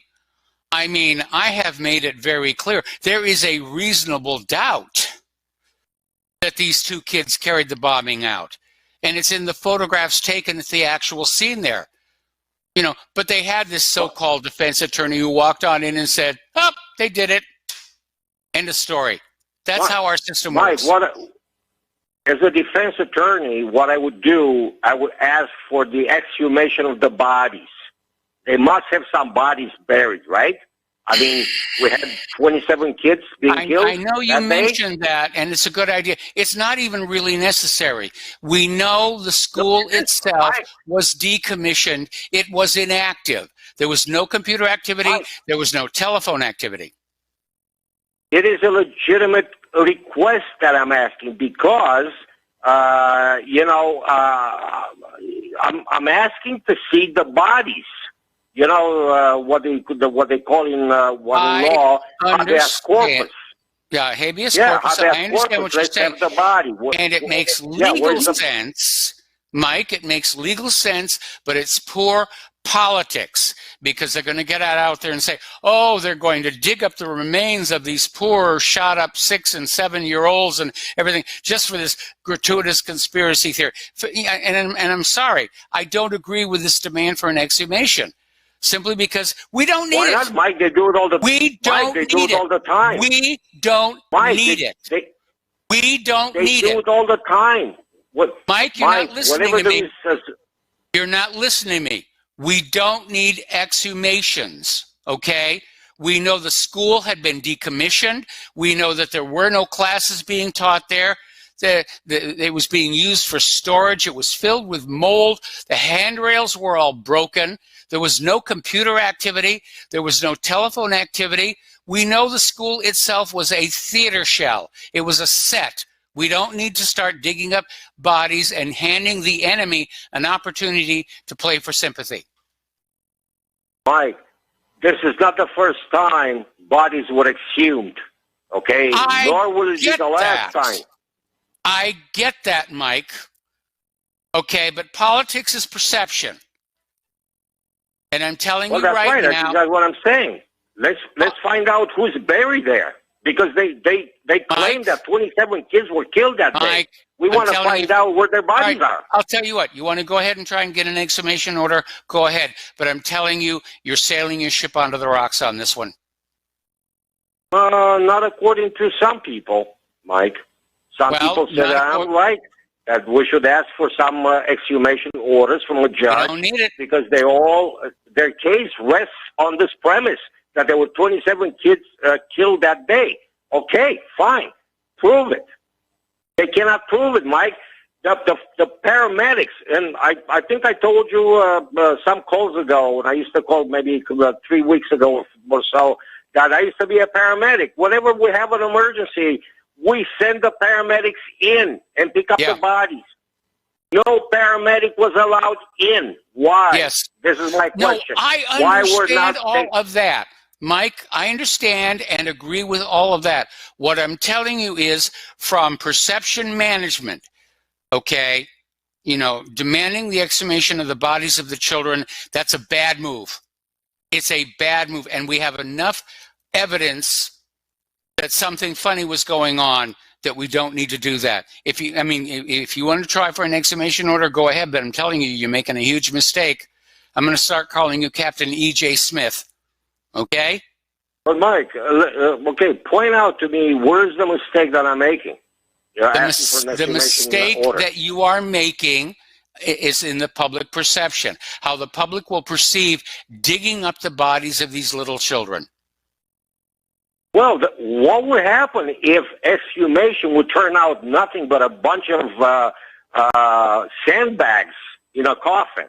Do you think this government would hesitate to round up maybe 27 orphan homeless children on the streets of America, and gun them down to put in those coffins? Well, I guess that's a little too late now, isn't it? Maybe, maybe not. I mean, we're talking about 2011 that this thing happened? Maybe the government in 2011 went out and found a bunch of homeless kids and shot and killed them and put them in those graves. We know a lot of funny stuff happened. We know a lot of those parents got their mortgages paid off. Okay. Yeah. And this Posner deal, it absolutely sucks. And I'm in agreement there. Mike, but I'm telling you from the perception of the public, digging up those kids, bad move. Mike, but the thing is this: Fetzer and Wolfgang Halbeck, they have the right to discovery, and this is part of the process. I am of discovery. not arguing with that, Mike. I'm telling you, it is a bad public relations, PR, perception move, and you're not hearing me. Totally locked in. Yes, I'm hearing you. All right. Okay. Well, Mike, thank you very much. We're going to let you go and switch over to Nancy in California. Aloha, Nancy. Welcome to the show. What's on your mind? Hello, Mike. Hi. I was calling because Tom had a question, and I believe that there's an answer. Joel Stein said that the Jews control the media, and he said we're not going to apologize, and as long as we can continue controlling it, that's all that matters. Yeah. Are you familiar with that? I'm very familiar with that, yes. Okay, so there's that, and then as far as there being a lot of factions when it comes to control, I think that the one main control freak, if you will, is the Rothschilds. Mm-hmm. Well, the Rothschilds are part of the cabal that controls the private central banking cartel. Absolutely. And you have other groups that are interested in being in control of the media, like Harvey Weinstein. And you have other groups that are interested in being in control of both corporate and social media, like Zuckerberg, because being in control is what they think they're supposed to be. They're raised to think that way. We are the chosen ones. We are here to make decisions for others. In fact, I remember when I was working on Lost and we had this director who shall remain anonymous. And we were making some decisions about set decoration on a location. And he said, we're going to do this, and this, and this. I said, why? And he said, well, because, it's up to we Jews to determine what the popular taste is. And he wasn't kidding. He actually meant it. Yeah. Well, there you go. That is the main control apparatus. That's the main problem. These people are raised to believe they're supposed to be in charge of the world. And that's ridiculous because I'm supposed to be in charge of the world. I wish you were, Mike. I think it'd be a better world. Yeah, but then I'd have to make everything work. Well, I think you're capable. All right. Well, thank you very much. I appreciate the confidence here. You're now in charge of my 2020 presidential campaign. Have a good day. All right, thanks. We're going to switch over to Al in Canada. Aloha, Al. Welcome to the show. What's on your mind? Hi, Mike. Your desire to run the world flies directly in the face of my desire to run the world. Well, we could do it in partnership. Yeah. Well, I'll tell you what, as long as I have 51%, I'll tell you what. you only have 49. I got a deal. You get planet Earth. I get the solar system. Deal. Claire's the in the other room asteroids laughing her head off. quote-unquote comets that fly in are going to hit you before they hit me. Probably. I'm willing to live with that risk. I really am. Yeah. So when I called in, you were still talking about Sandy Hook. And as soon as you started talking about it, the first thing I thought of was the mortgages that were paid. Yes. Just by coincidence. But because that's usually like one of the big things, right? The money stands out with, quote, money. I hate calling it, the currency stands out. And, that, greed and power, now it's, I suppose for these people, it's power now. I don't see how they can be any greedier as far as amassing a fortune. They have pretty much all of it now. So, yeah, and it's inflating to the point of worthlessness. That's where it's going to backfire on them. That's the intrinsic value of paper is really nothing. It really isn't. Right? That's why they delinked the gold. I mean, precious metals are called precious for a reason. Well, that's not why Nixon delinked from gold. He delinked from gold because we just didn't have enough of it to cover all the Federal Reserve notes that the Federal Reserve had printed up in defiance of the restrictions of Bretton Woods. Yep, and Chirac called them out on it. Yep. Who recently just died, and that's pretty much that. And then, of course, they go to Saudi Arabia and all the oil-producing nations, and the petrodollar is born. Yep. And Trump is pulling back on the war dollar. So what I'm thinking here is he's trying. How does the United States get away from being a wartime economy where basically almost all of your manufacturing and subsequently everything after that, right down to the people that are eating and buying the food, is part of this wartime economy? How do you transition from that? The problem is it's a one-way trip. We used to be a agricultural power. We used to be a manufacturing power. And then the war hawks got in place and said, we don't need to do that stuff. We'll just conquer these other countries and take their wealth. And there really is no easy way to go back because of the influence wielded by the military-industrial complex unless you let the entire system collapse. Collapse. You've been saying that for a long time, and I'm surprised it's still intact. I really thought it was going to be gone by now. Well, snowfalls used to be a thing of the past, so don't feel bad, Mike. I mean, I feel horrible. I feel absolutely horrible. Oh, it's definitely coming. It's definitely coming. Actually, there's I was reading, or maybe you were talking about it, about everyone's kind of agreeing now that there has to be some kind of global economic reset. Yes. Question is, what is it they're resetting us into? Is it going to be a new form of capitalism, a new form of fascism? I think that's what they want, or socialism. I know the liberals want socialism. The Republicans want hardcore fascism. I mean, they almost got rid of Franklin Roosevelt over that issue. Yeah. Well, how about we get rid of the isms?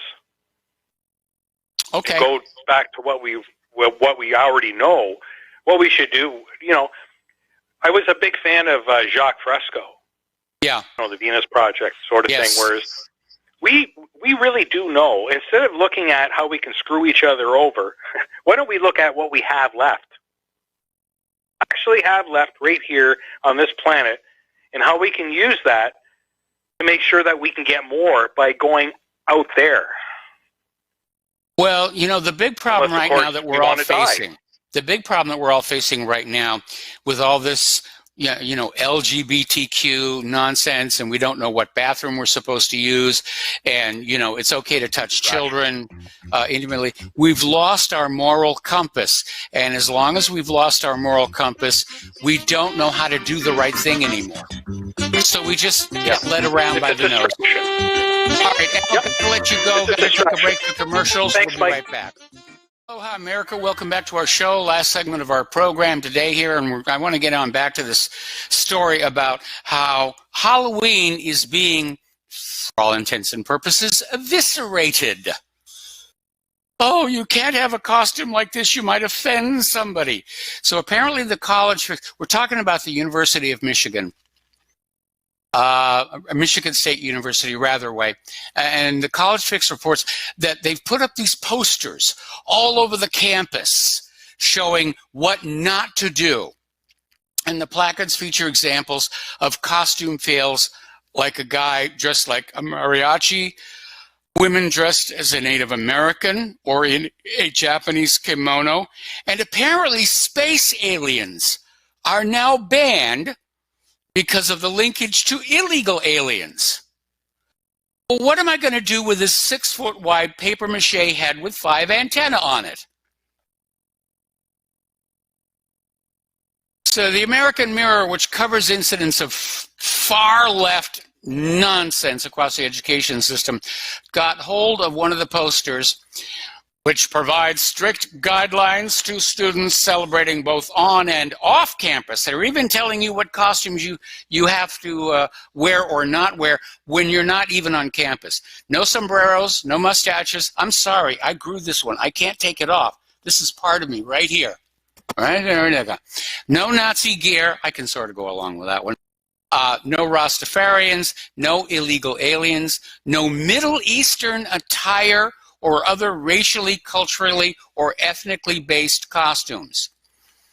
So their students are warned to avoid any costume that involves cultural appropriation, which is Western appropriations of non-Western or non-white forms. I mean, it's ridiculous.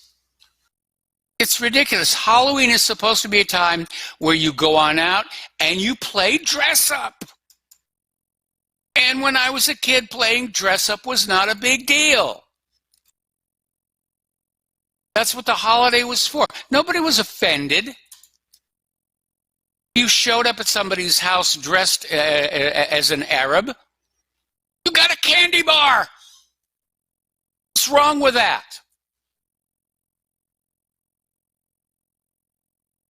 Now, being a former actor, I do like Halloween. And I do have, that I've kept through the years, some moderately decent Halloween costumes. And I don't think they're culturally insensitive. And you know something? I don't care. All right? I'm going to dress up as a pirate. If you have a problem with that, too bad. I dress up like Dracula, what are we going to do? Offend everybody in Transylvania in Europe? Oh, you can't do that. He's going to go blah, blah, blah. Too bad. Be offended. I don't care.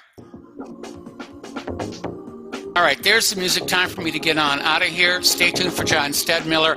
I am certain he has got interesting things for you today. Please spread the word of RBN. We need to build our audience. We need to grow our audience desperately.